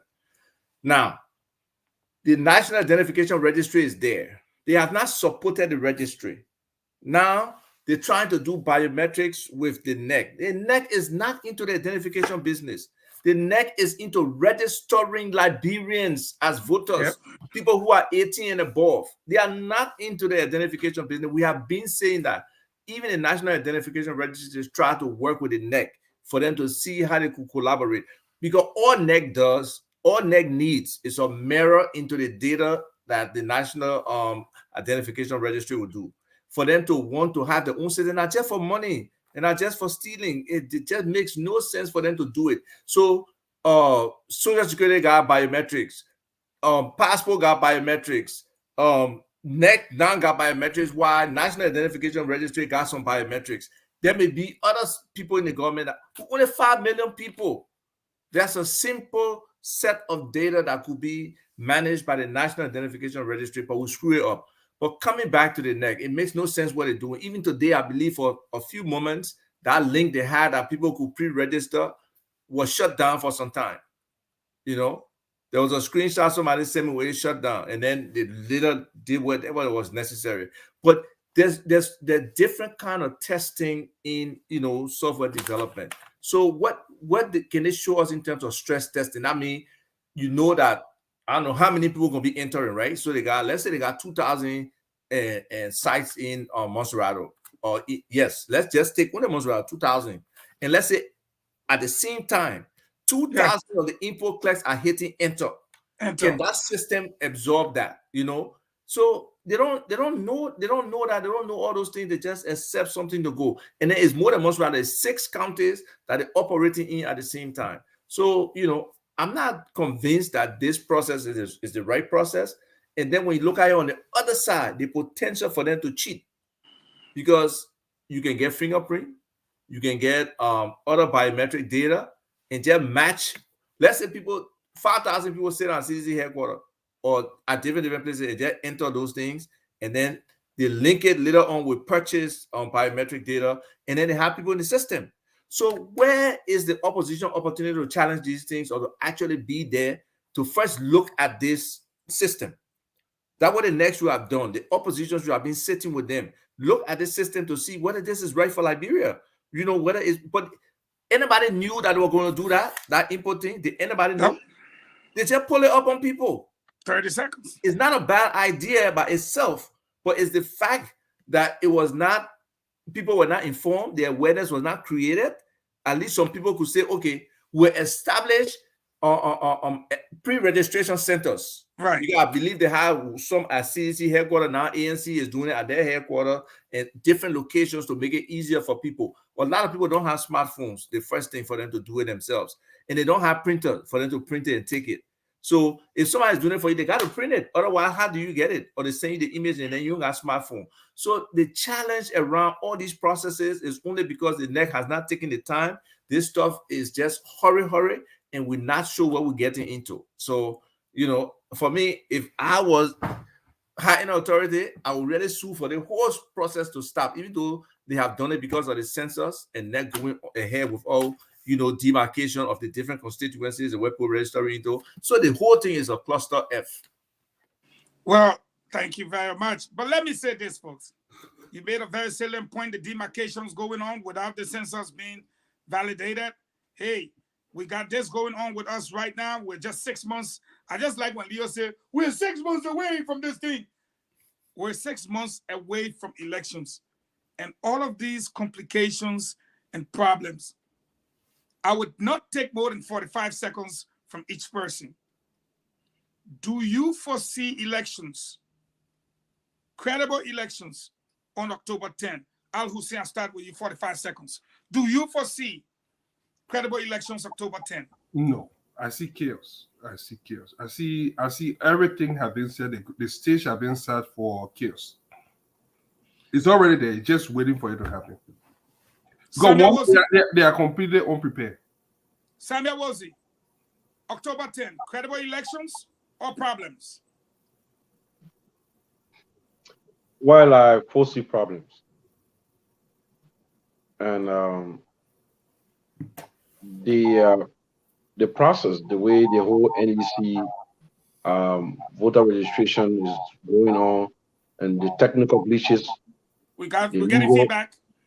The legal debacles that we are experiencing are some of the clear threat vectors to the credibility that could cast aspersion on the integrity or the fairness of the elections. And I'm afraid that it could end up in the dialogue, and parties will probably put out their supporters, and things will just end up worse for Liberia. And that's why we keep calling on the government to do everything possible to right the wrongs from the beginning.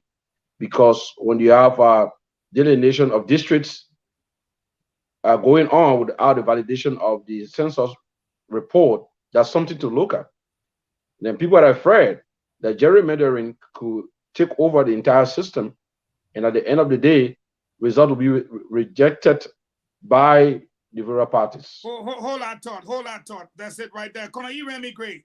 Do you foresee a credible election come October 10, or do you see problems? You know, I think I foresee problem. You know, from the get go. I don't care which system we adopt, there will be problem. And the only thing here there could be unintended consequences due to lack of sophistication, or Madam Richardson will always say competency, but there could be unintended consequence on our side. Somebody might end up being the winner, and then would doubt or cast aspersion, as Wozy would say. But I foresee problem. It's going to be hard to conduct a fair election with a system that the parts have not even been joined together. The threshold bill, for instance, where people who have been counted in our census, I don't even know whether the census has been accepted, or even I feel that process is still ongoing, where they'll say, oh, this is the official census result. You're absolutely correct. It was sent to the legislature, and they're looking at it now. But in the absence of that, they've already started with the demarcation that leads, like Wozy said, to gerrymandering. They're already cutting districts instead of even waiting for that to happen. We'll go to Leo. Leo, come October 10th, you've seen the problems. You're one of the main men are just pointing it out. You don't want to cause the problem by pointing out all these loopholes. Do you foresee a credible election come October 10th? I can see how any democracy that is unable to fund its own elections, first of all, that does not have the money for its own elections, can have proper elections. Let's forget about, because all of these things are happening. It's not about just the biometrics or so. This is just the symptoms that we're looking at. The bigger issue is every time election is coming 6 years in advance, our country is unable to raise the needed resources. When I mean resources, not just in money, even in the human resources. Our country is unable to set up a competent elections commission that has the ability to function with the needed resources to prepare for elections. We don't. That is the biggest problem. You can repeat this process 50 more times. You do it this way, you will get the exact same outcome. And what I'm even afraid of the most, if a country can start telling you, say, the people in the community might be looking out for who trucking in people, why will you be sending people out to create violence? What you think people will do with people who they're trucking in when you don't have the mechanism in place to set up a proper voter? I was so shocked. I'm hearing people on the radio telling people, say, oh, you're the community member then too. You might play your role. You might be looking out for who trucking in people. It is impossible for us to hold credible elections long before the biometrics came in. The biometrics will just complicate the situation. We already didn't know what to actually do because we don't have the resources. Then you take a sophisticated process and layer it on top of it when nobody in the country has any expertise that has ever rolled this out in the Republic of Liberia before, in my opinion, in this way. Thank you. We'll go to Asifat Tukba. Come October 10, you lay out the problems. We agree with you. But do you see a credible election coming October 10? If the foundation is not solid, there's no way, you can actually say this thing will be credible. So I don't think it will be credible. And because of the technical reasons, forget about the fact that they're setting up to cheat. You start with the census and look at the fact that we know for sure 3 years ago, the fertility rate of the different counties were not what they're appearing to be, today. So let them give us the detailed data now, because even if that fertility rate increased over the last X amount of years, it should not affect the voting population because it's less than 18. So, so there's so many things that are going on here that don't lead to a credible, free, fair, transparent election. And right now, the NEC is not being transparent with its processes. I believe I got posts out there asking the NEC, spell out this process that we get to. How you can hire people, typists, you don't know the speed of the typing, you don't know you see, there are ways to quantify work productivity. How fast can somebody type? How many letters they're typing in the maximum size of names, Competency with Excel, with Microsoft Office, like all those things, man. So, sometimes we wonder about the competency of the people leading these things, but you don't want to question people, but you just want to say that the actual performance that you see is not up to par, is not up to snuff. So we do have problems and it's not going to be credible. Thank you, folks. I think we should go to the full lines. Baron, are you there? And let's listen to our people before we go to the real hot topic here. The real hot topic will be the president's, how should I call it? Somebody help me. Because I'm vacation. He took another vacation. He took another vacation. He took vacation. No. It can't be vacation or something you do willingly. Visitation is something that is a state visit. So but Eugene, the way the man left, did you see the video with other minister Lana over there? Yeah, that was for your country. But when you enter here, what happened? They disappear. You disappear.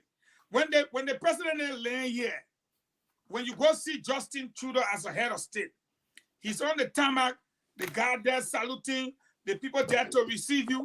This one did not happen. It had my feeling. The man is a president. No, seriously though, any patriot should feel insulted. The Assistant Secretary of State for Afro-Asian Affairs, or maybe U.S. ambassador to the UN. Something. That kind of swear. So what are you saying? Israel rejected the invitation? But there was not even, you see invitation there? Back in January 9th, the Hot Pepper had an article out that we was invited then. I can send a link to that man for him to look at it. No, not the January Sunday he came on. We're talking about that one to Langley. No, he was invited them for Langley. You know the CIA director went to Liberia in January. Yeah, maybe they encourage him to come. And the police can invite people. But the other one, the man is still head of state. Anyway you put it, he's a head of state. Well, hold on now. And then I say the man got American citizenship. Oh, so that citizen will come in. So maybe they invited him as citizen. You see. They say and I'm flying here. Look at no, you guys. I'm not saying they say. I'm giving you a possible scenario of why there's no pomp and pageantry around the man's appearance in the United States. But Liberia now is a state, a dual citizenship state. Let's correct that. It is now. So he's still our president. I didn't say there was any legal issue with having U.S. citizenship. So no. I will ask you now, you in Maryland, why didn't salute a man or do something? I'm there being in DC. I don't see no kind of the last 3 days I was in DC. I don't see any kind of ceremony for the man. So I know. All right, Baron, open the phone lines. Let's hear from our people before we go to that topic, because all these guys are hot. Will you announce the international line or the numbers? They will bring that on later. We'll deal with the local calls with your people right there. Okay, let's take this person. Good evening. Hello. Yes, welcome to the program, Spoon Talk. Thank you very much. Money I gave Canon Water. I'm speaking from Fiamma to be specific with you. Okay. I want to come to the registration line. The registration is very slow, and this was not something that is established like today or yesterday. We're going to do this. This has happened for a very long time, and 1 year ago that we'll have election. The only easy way that I want for next to do is at the computers. I live with once she got 4 computers. Okay. Because I put out one person, and the whole day now the register 50%.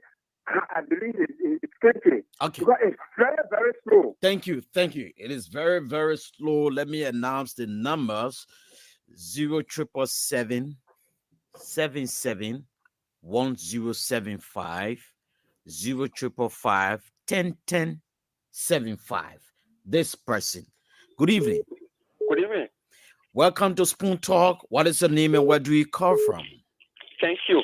My name is C. Patrick SQA. I'm joining you tonight from Soaknet Community. And let me say good evening to you and good evening to the many listeners and the panelists. First of all, before I talk, I want to ask Honorable Fagon. Honorable Fagon, when are you coming to Liberia to register?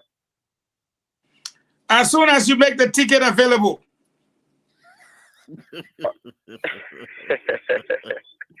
We are waiting on you, Chief. When you come in to register, please, the place you register to vote, that's the same place I will register to vote. I promise you, Chief. Thank you. Look, this is very troubling and very disheartening and frustrating. We have already understand from all indication that the cheating is brought and it is laid to the Broad Street, and everyone is seeing it, and it is working with court suit. Fagon, look, I felt so sad today.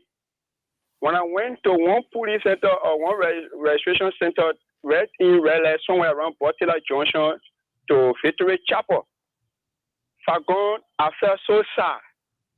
The guy that was doing the work today to register people, he couldn't even register 10 persons in 3 hours time. Just imagine when they ask a man to spell John, you will be telling the man to pronounce John. The wall are in John spelling one by one, and at the end of the day, it will carry the day. And at some places, they are even saying computer are giving a hard time, no query, and this, that. Everything just flowed, and nothing we can understand for the entirety. Thank you, my dear brother. All we need to do now. Thank you. We'll leave you right there. 1 minute. Hello. Hello. Yes. Yeah, no, you have to change your location. Hello. Okay, let's take this person. Good evening. Hello. Yes, welcome to the program Spoon Talk.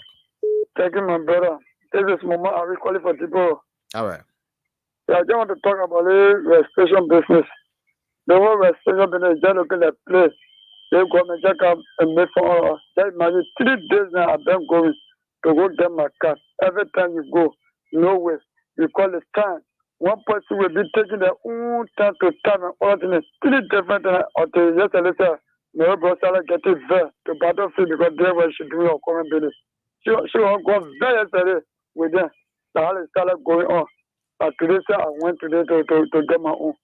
So the whole registration business, the government motel, if they don't have the election, let me tell them, say now. Yeah, we manage it. All right, my dear brother. Thank you.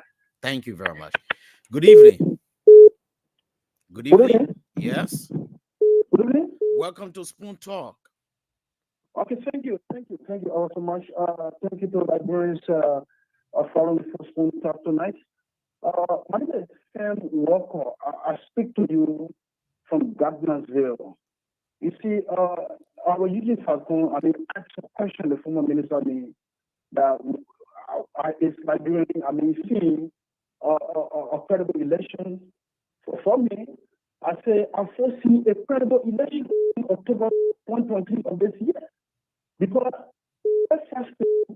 this government is putting into a system wherein there will not be any fraud as compared to what has been happening before, where some like boomers were voting paying different times in a single day. So I foresee a credible election. The system itself must be embedded. I'm coming. Thank you. I'm coming, please. No, you have 1 minute. We have so many people who are on the line. I'm coming, but I think I'm making some points here. You have to give me some chance here. Let me just say something here. I'm saying, for me to end up with, you gotta be fast. We'll give you 30 more seconds. You gotta be fast. Thank you, my dear brother. Hello. Good evening. Yeah, good evening. Welcome to Spoon Talk. What is your name and where do you come from?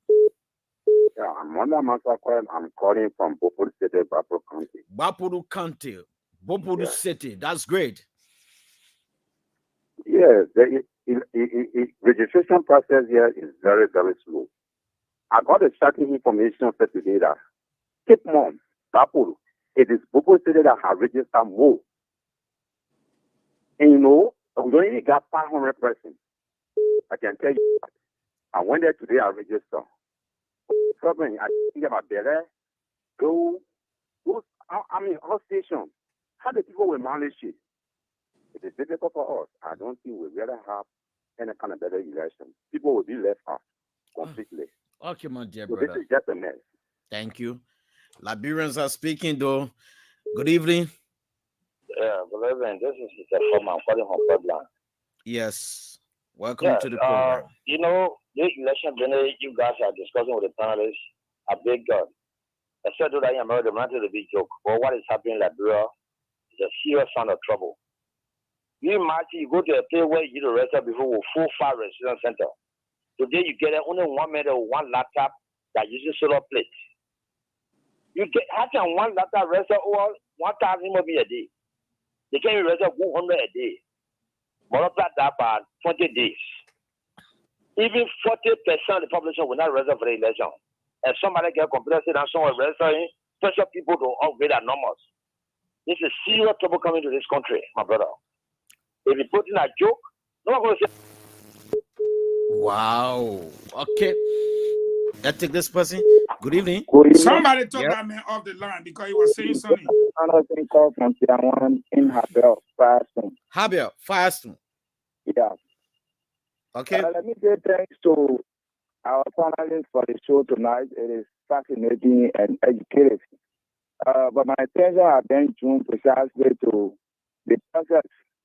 Like for where I went to Habel Grove, one of the areas named Habel. In Habel Grove, the guy who was doing the process, you see all the fingers spinning the grass. When I went to even spell the Amos, the man would put A and be looking for the N. Oh, then the worst of all, sorry for all that day, they got some more running. When you finish putting the Amos and you have to go in the toilet, will be waiting for you. When you can't get the English start. is very serious. So I want to use this medium to call on all the elderly people. If it is one day, please everybody one day go and get your card to register. We don't want to give you that you go anything. We are meant to win our problem. Thank you for the show. Thank you. If you are just joining us, this is Spoon Talk 0777 77 1075 0555 101075. Let's take this person. Good evening. Good evening. Welcome to the program. Yeah, is that Spoon Talk? You said, what is your name? Spoon Talk, is that Spoon Talk? Spoon program? Yes, Spoon Talk. Okay. Oh, my new expenses started calling from Louisiana, Cowell. Yeah. So this friend, the election, the biology, what it do, the registration, Cowell is doing. It was very serious problem in the country. Because today, just imagine, they call where people are 2 or 40, you got to copy it, here. So, suppose you may, you got to copy it to acquire the riot that was in call today. You hear me? So, we can't understand. It will be problem here. In the country not says, but let me read the country not says now. The violence is more than before. So, that is talking. We'll take 2 more calls and go to the international line with James Goodyear Flomo. Okay, 2 more calls. Good evening. Good evening. All right, let's take this person on this line. Hello. Well, James, are you there? Hello. Go ahead, James. Yes. The international line is. Yeah, go ahead. Byron, you still taking call? Yeah, you still taking call? two. Yeah, 2 more calls. Welcome to the program. Thank you. I'm Orlando. We're DTL calling from Sokole. Okay, Orlando. Yeah, it is good that people are on the show. First of all, I'd like to send appreciation to all of the panelists. It is good. We have just had an issue right campaign like we are seeking for the rights of all the people. But things keeping our country electoral balance and insecurity of our country is increasing rapidly. And we're calling on the government of Nigeria, international partners to see how best to resolve this issue for escalate.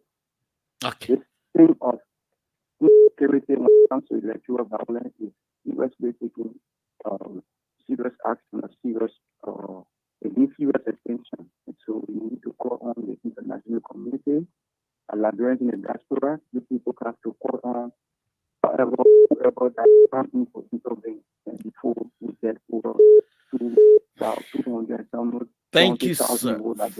Innocently. Thank you. People have to do something serious. Thank you. Thank you very much. The last caller. Hello. Hello. Yes. This is Wally B. Yoko from Caribbean. All right. Fine. Today at Kennedy High School, is not ready for the election. They need to tell the Liberian people. Do you know that the people collected money today, put together to buy gas and the borrowed Kennedy High School generator to start registration? Really? I'm telling you, that's the fact. Kennedy High School today. Okay. And if they are not ready, when time finish, we set our interim government. We carry on. Yeah, that big thing. Well, thank you. Have a good night. Well, that's it. James Goodyear. One of the numbers to call will be the 954 number 795-6664. The number. Yeah, it's your turn. Take the calls. All right, let me get this call. Your name and where you calling from? My name is Jonathan Bench, calling you from Minnesota, USA. All right, go ahead. Okay, yeah, with the current voter registration exercise that is going on in Liberia, I think there will be a problem if the process is not actually extended, because there are a lot of people that are actually willing to register in what comes October 10, 2023, but due to the numerous challenges that those NEC staff are currently being faced with, if the voting period or the registration period is not extended, there are a lot of people that will not be able to actually vote. So NEC need to see reason and extend the voter registration process. For example, you have BASA. I think BASA is being given 3 weeks for the voter registration exercise. So within 3 weeks, with all of the challenges that are coming out, I don't think people will be able to actually register. So that's my input. Thank you. Thank you. Hello. This is me. Your name and where you calling from? Yes, my name is Amos, and I'm calling from Delaware. I am not calling from the politics aspect of it, but there's something that Conor Ray did mention. There was a geo-mapping of the country. There's a lot to be gained about, if Liberia is geo-mapped. What I meant by that was that he mentioned about, well, why is it that in Liberia, houses are not numbered? We don't know. You can't send a mail to somebody in Liberia. Now, that's what I do for a living, okay? I work in statistical programs with major federal government. I proposed this like about 2 years ago to the government of Liberia. Sure, I'll call names, That's it. Mine. Get that guy number. Hello? Yeah, go ahead. Please say that guy number for me. I have a good friend of mine, Depo Zoa. He was a former government minister. I think a lot of people know Depo Zoa. I went through a former minister of government. I don't want to call his name. He's a very quiet guy. So this guy, Depo and I went to a major agency of the Liberian government. I sent my proposal to them, and they looked at it. They were so excited. But then they sent us to another agency because this has to be collaborative. It's not a one agency thing. There's so much to be in. There's so much revenue to be earned if Liberia is geo-mapped. You know how many people have properties in Liberia that are not paying taxes on those properties? Do you know that you can? He's speaking my language. You upload it in the system. Google. You want to go to somebody in Lofa, Google will tell you exactly who owns that land and all of that. But it's a problem of this. And look, we went through an agency. I'm sorry for holding you up, but then this agency, the guy came on school. He was also, I'm not going to call his name. When he saw the proposal, he said, "Oh yeah, call me." Blah blah blah blah. I called him, and that was it. But we found a time to bring you on. We found a time. Let's get some more calls in. Take this number. All right. Thank you. Contact him. Hello. Hello. Your name and where you calling from? Okay, I'm P. Jimmy Kofa calling from Baltimore, Maryland. Go ahead. What I learned today is very terrible. Recently is that I listen to guys from Buchanan that they truck people from Monrovia or wherever to go certain area to go and vote. And besides that, I don't know if that was approved by the National Election Commission that they should truck people from one end to another end. That's another problem that will come because people fighting in Grand Bassa that I listened to them today. And even on Broad Street, I saw some guys that want to register again. And so what I'm saying here is that we all need to pray about our country, that things will be okay for this coming election. It's very terrible. It's very terrible. Thank you very much. I'm P. Jimmy Kofa, calling from Baltimore. God bless you, brother. All right. Thank you. Hello. Hello? Hello? Your name and where you calling from? My name is Rebecca Kawada. I would like for a leader to please speak to our fellow people about this election, to educate them. Thank you. Okay. Good evening. Hello? We'll take 2 more calls and Bring around the table. Hello, how are you? Yeah, your name and where you calling from? I'm Lawrence Aguirre. I'm calling from the US. I just want to make a very quick point about the Conor Iremi Gray was saying something about the security system. I think Labrador have to come to a place that we have to vote for the director of police because these brokers are just in that country making decisions on their own or by the government. We see the police or the security have been compromised, have been partisan police. So I think the next action that have to be taken is that we have to vote for our IG that he shouldn't take response for the led government or whosoever. He will put patriotically for the country. Thank you. All right, thank you. One more. Hello. Hello.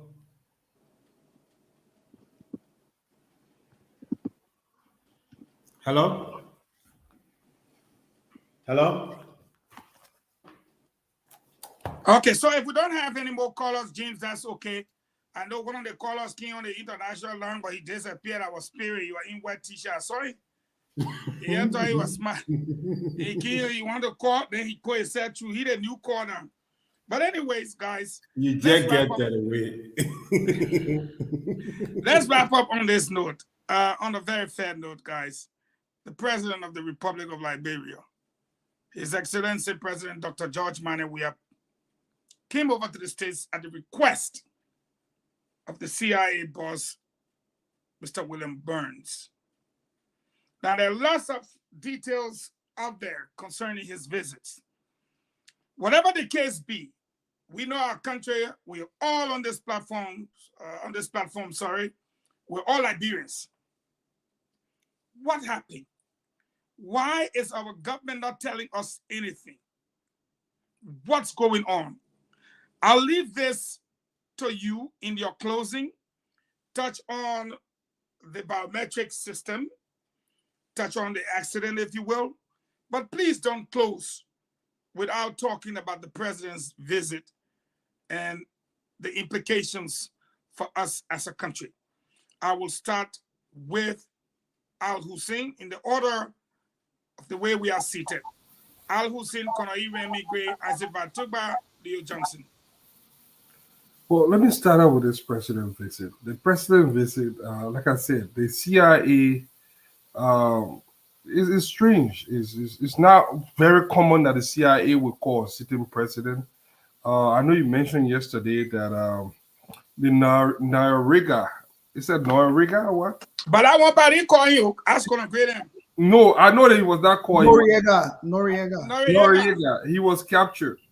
But I'm a little concerned. You know, we saw on January. He was arrested, not being captured. Yeah, he was arrested yet.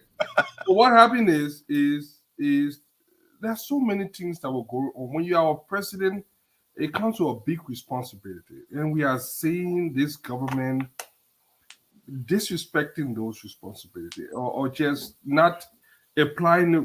When we complain, they say, oh, opposition, they try to brain you, but this one of the few times, I mean, even though administration has some structure, I have never seen a president that just have this laissez-faire approach to governance like we have seen.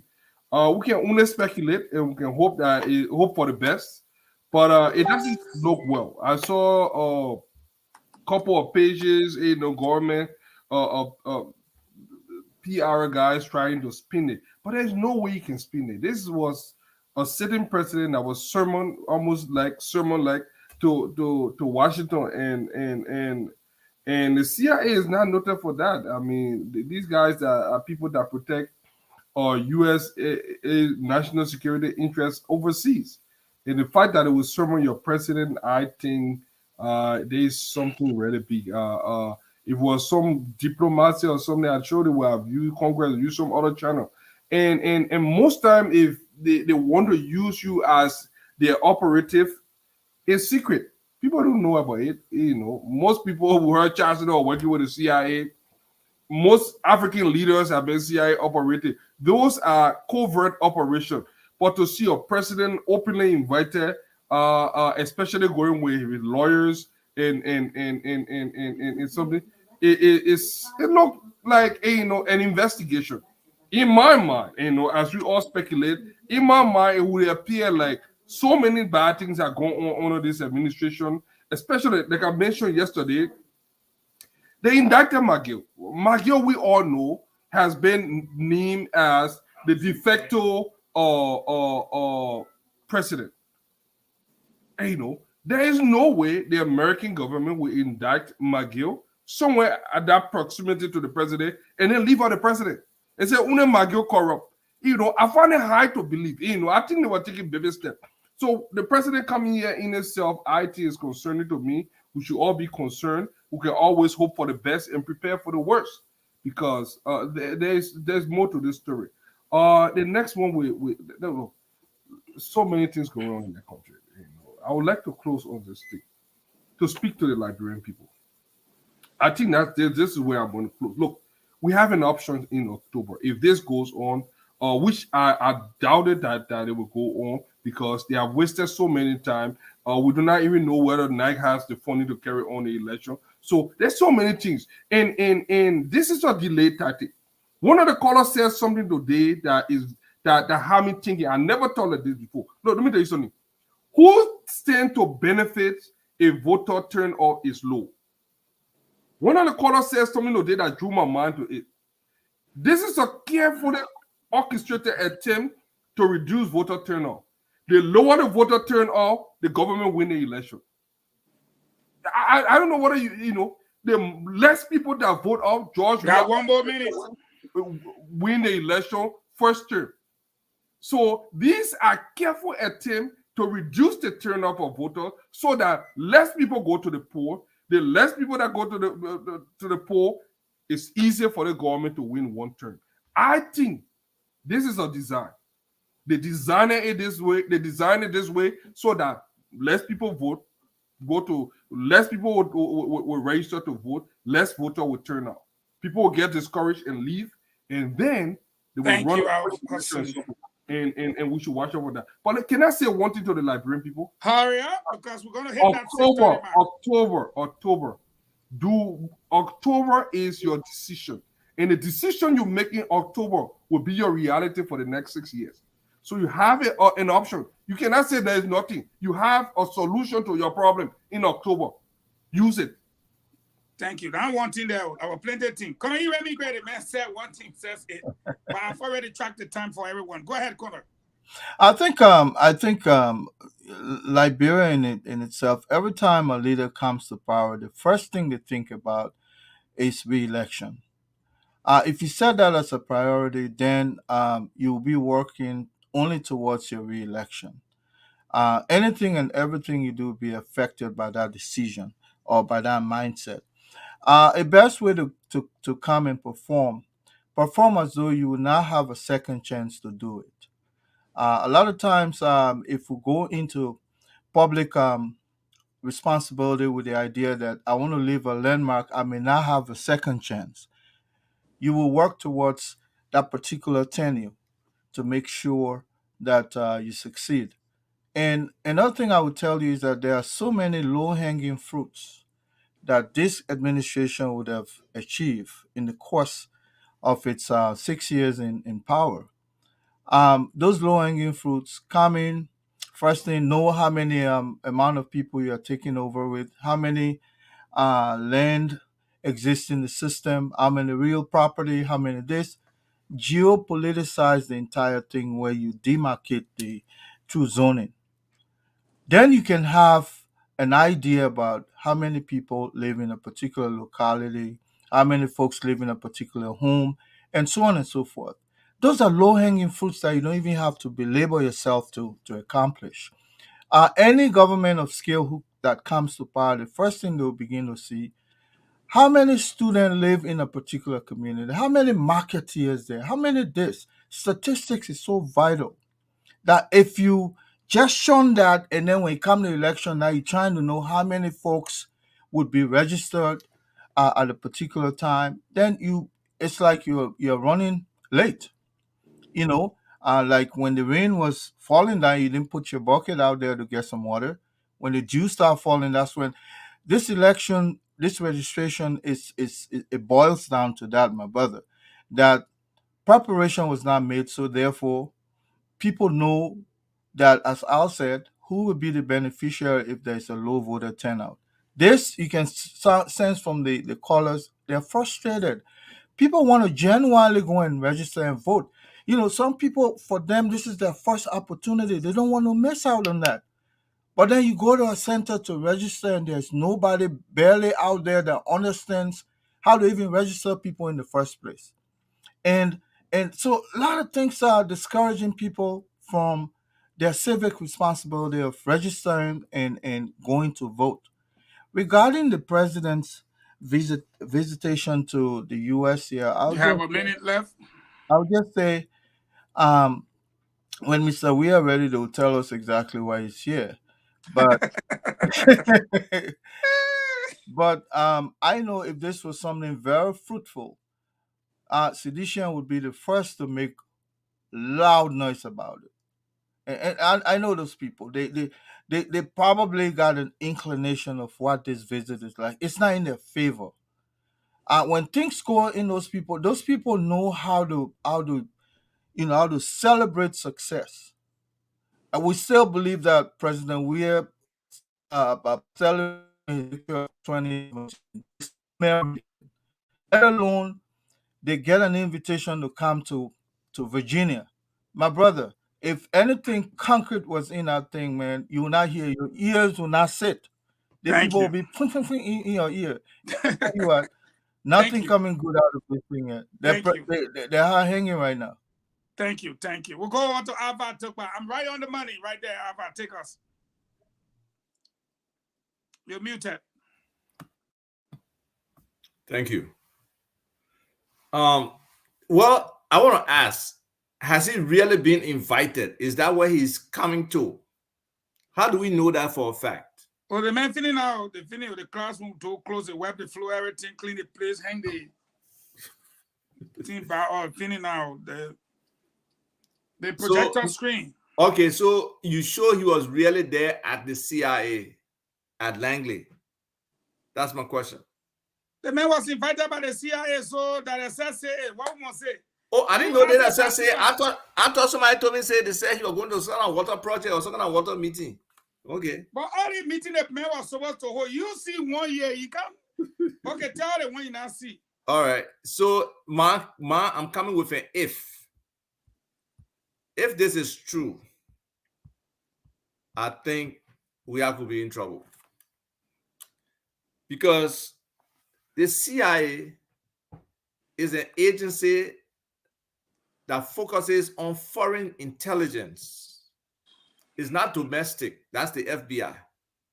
Now, for the CIA to call a sitting head of another country, it got to be a serious threat to U.S. national security.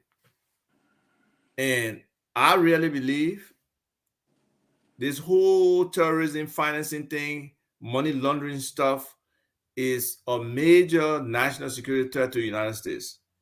And when you look at all the little things and the legal aspects of everything, this has to be something really serious for them to invite Weir. But then if the invitation was done in January and it's in March and he's just going, then I wonder how exigent it is, whether it's really that serious. But regardless, though, they don't violate the domestic law that easily. So it has to be something significantly.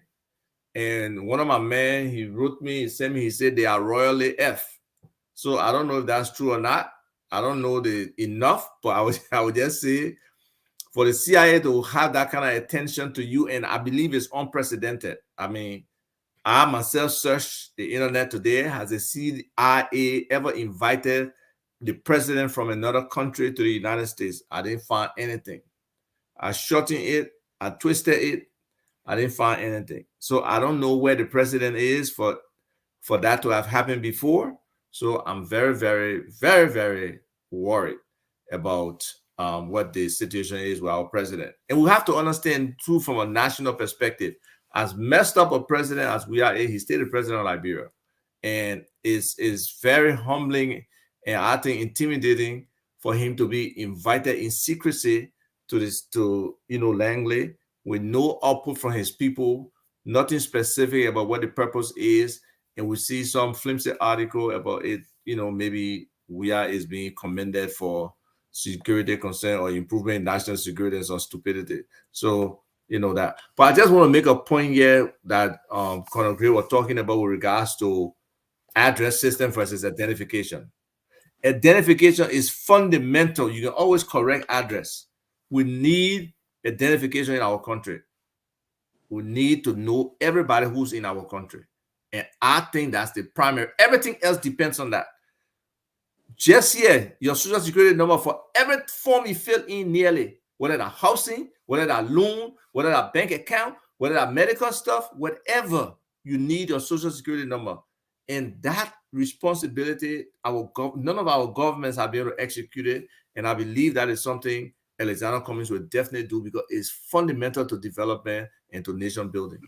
Thank you. Thank you. Leo, the beginning. Oh, who's that? The beginning of the end of the problems. We are officially invited to CIA headquarters in Virginia. Leo, take us home. I don't know if that you put that one there. No, let me pull out one there. Whoever put it there in my own day. I'm not an insider, like I always say. I'm an outsider. It's the response like I gave to my dear friend Ambassador Mike McCarthy. I said, in the absence of credible information. That your dear friend for true? That's my friend. I get that. I look at that. The man, American, my mother American, so that's my friend. So I'm scared of my brother, I'm begging you, man. I don't think in America they can eat apple. I can tell that one. Apple. The only thing American apple sweet. The one way that store that we know where it can come from. But go ahead, Leo. Help us out. No, thank you. Just few things. The first thing I want to talk about is I wish it was true that when presidents are elected in Liberia, their next concern is re-election. Because I thought that would push them with the urgency to try and do so well that next election will be an easy game. Because I'm just thinking, unless you are trying to be a crook and wanting to do cronyism, I don't know how you want to get re-elected when your performance is dismal. Because at least people can say, the way the man working, it will not be easier to beat the man, the next election are coming up because of all of the progress that we've seen.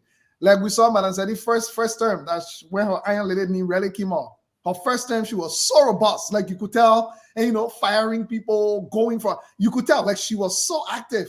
So when the presidential election was coming, you saw Madam Sadi support actually increase from 2005 in our 2011 election. I remember when she locked down Monrovia, because clearly people could see that from where it came from Judy Bryant to when Madam Sadi took it from 80 million to 500 million. The evidence was there. There was progress. So I wish that was the case. The issue of addressing and zoning. Let me put it this way. Maybe I want to take it to the foundational problem. So in Liberia, we have no educational program or institution that is teaching surveying. Let me tell you where the problem is coming from, which is why we got all the land problem and all the land issue. The University of Liberia, the last time I checked was a year ago. I checked to see if they're offering any program in surveying. There is none. I know of no institution. Everybody that's learning surveying is either learning it under somebody else. Our original surveyors, like Bazi Roberts, the ECB Jones there, all of them are not elderly. So you're getting people going to survey people land and doing all kinds of things. When people start bidding the hole, they say you bid a hole in the middle of the road. Some people, they say you bid a hole in the alleyway. Because I believe surveying is so important because land ownership and property ownership, if it is properly demarcated, properly documented, properly tracked, is another form of information gathering to know who owns property here. Now, you may not know who lives in those buildings because some people are renting, but imagine if Liberia was so properly laid out. In fact, the government of Liberia currently does not have access to the original survey map of Monrovia. I just found that out 2 days ago. Somebody has it, not the government of Liberia. The original survey map of Liberia. So most of the properties in question, people are still trying to figure it out. I believe this will give us a good foundation. The University of Liberia, some of our post-secondary institutions need to start thinking about when can we bring in a surveying educational institution to start raising the next crop of qualified and competent surveyors. The president's visit, I've said this, And I blame anybody for saying said the president is locked up in the basement. I blame nobody. Because the fact that you refuse to tell us, the government of Liberia that's supposed to put out a formal communication letting us know if the president is traveling to the United States, once he's traveling for, did not tell us. Anybody that come and say President Weah is locked up in the basement of Langley, I don't blame them. And that information will take some credible hold, because what is it that the president is supposed to be traveling? Then you'll make it look like the president also on a secret mission that he's working for the NSA, and the NSA also on a covert operation in America, and they're sending agents to come to America, and nobody's supposed to know. So if you leave the vacuum, people will fill it up. So at this point, I ain't get enough to debunk anybody to say what they're saying that not true. Because if that were not true, the executive manager are going to give us something official to tell us why the president is actually here. My problem is also this. As bad as our governance system has been from government to government, I believe that private businesses and organizations are also copying a bad example of Liberia, of the Liberian government. I mean, if you go to Liberia now, things are so bad in the public sector, but then you go to the private sector, you see people doing the exact same things people are doing in the public sector. And I'm like, we are in serious trouble, because what is happening? Only a few people get cash and capital in the country. So the same people in the public sector who have stolen enough money, that the same people outside in the private sector opening businesses, real estate properties. Go to Liberia, any Liberian major, there are a few Liberian businesses that are privately owned. And, you know, like, I mean, Mudad and other people, but majority of the others are either owned by former government officials or current government officials. So when you work hard for the money, when most of it are stolen property, that how when you come in the private sector, that they see last attitude you can exhibit.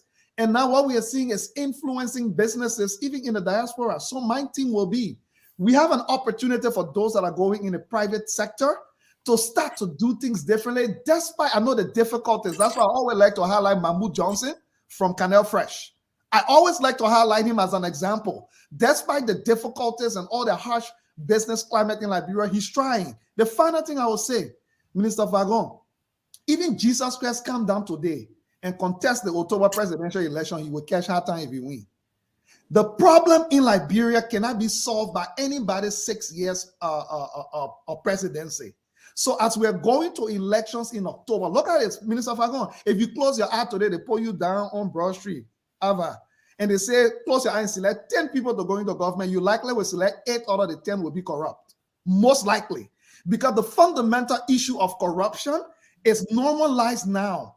When you go to Liberia and you're driving car and you say, I'm going to foreign affairs for my passport, and you say you're going to sit down on the line, people can think you are stupid to go sit down on the line because you get money while you go and sit down on the line. If you go to the bank, when I go into the bank anytime, I dress up in a suit, I just stand to the door. Somebody can leave all the people that standing in the line come to me.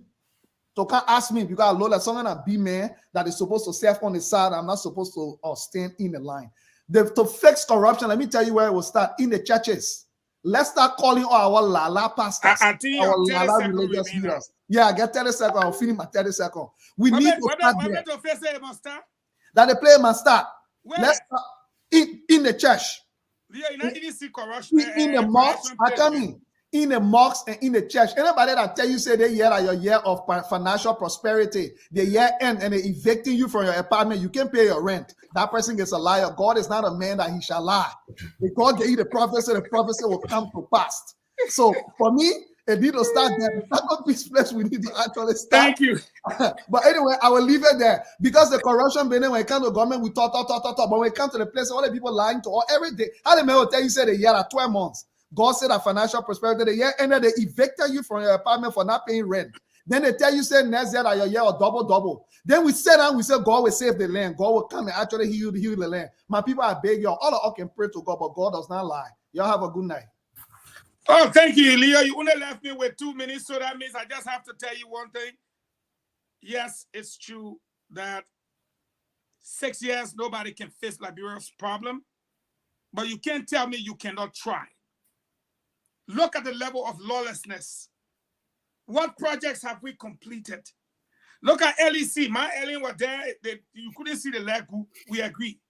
But you brought a land, you giving the people 18 kilowatt, and you're telling them they will pay $40 in back taxes. That story coming up before the weekend. So if these things happen, they happen. But on the president visit, anybody likes it, they can call me, they say, they not handcuff your mail. No problem. I have no problem with it. And like I said, that's why I told Ambassador McCarthy, I strongly disagree with you. Our government does not tell us anything. Look at the biometric. We are highlighting the problem, nobody taking action.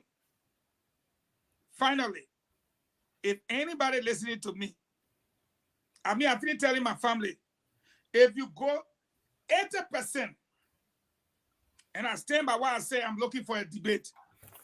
80% of the pastors in our country today are either from Ghana or Nigeria. They're selling holy oil. I never saw Jesus selling it. They carry gallon of water. They pray over it, you pay $5. The level of ignorance in our country is astronomical. You have 150 persons in the church. Everybody hands up.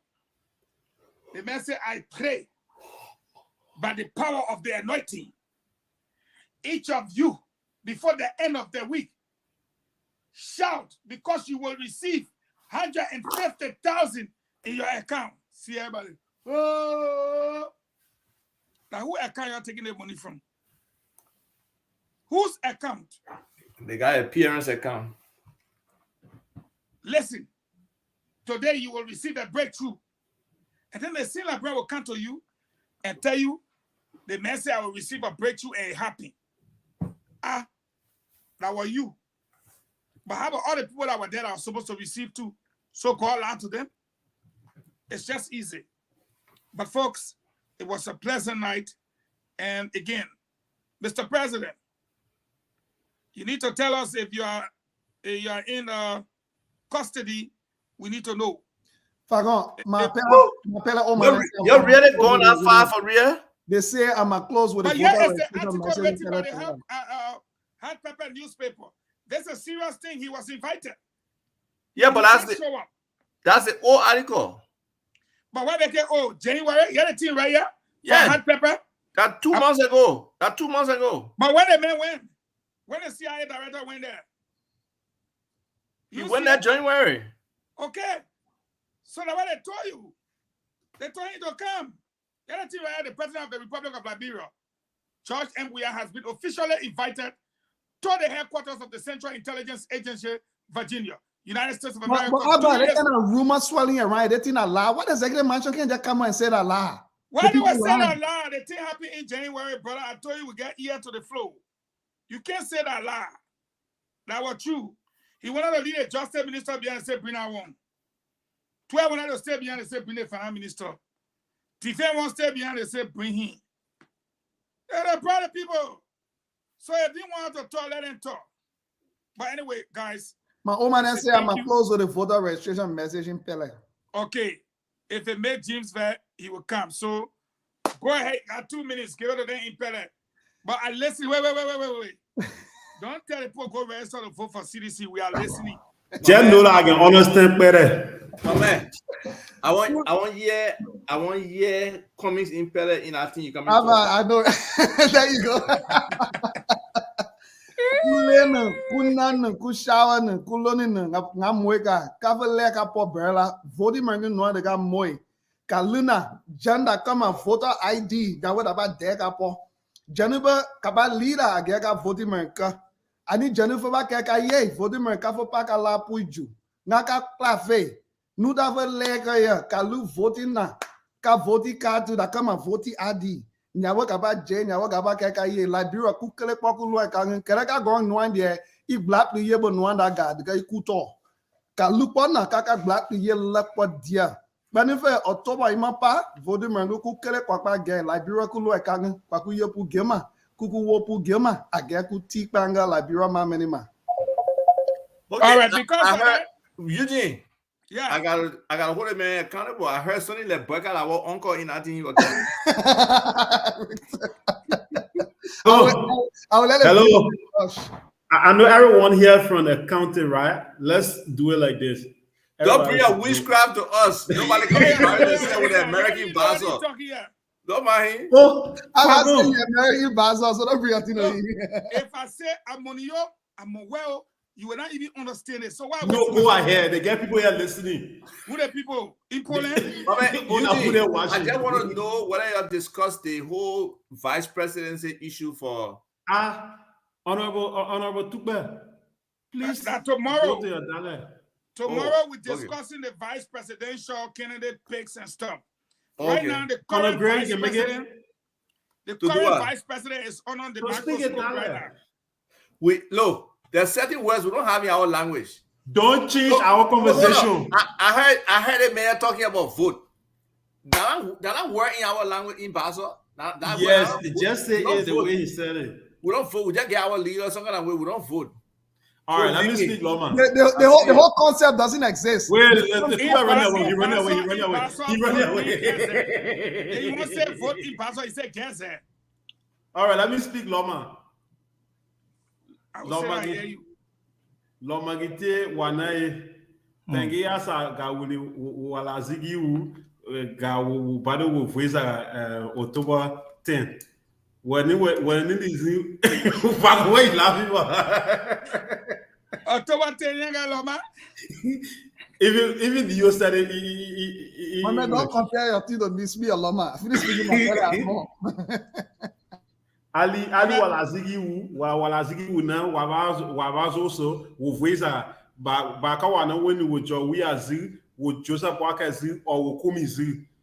Tengi asa wazina waba kono bilo hongina waba etia o tunu nuite wala galoni ga manu tengi asa ga wo wuli wala higiu na to wa ese ga fa go mama amana zi plela awdo plela wulu wala higiu tia ma vai toga ela boga fakoi la viva because now do people could stammer in Dale.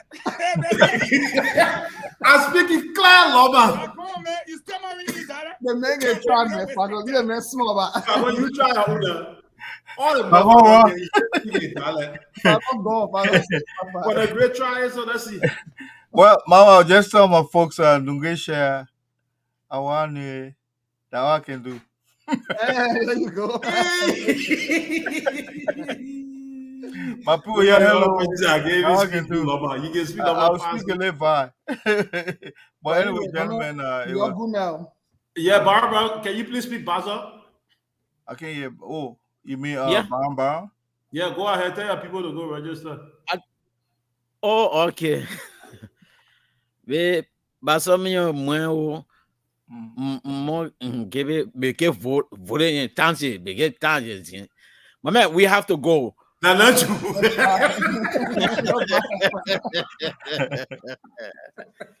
Well, folks, this is how we love to take leave of you. The invitation is yours to join us tomorrow by the grace of God. Do have a God bless day. Bye-bye. All right, thank you. Thank you.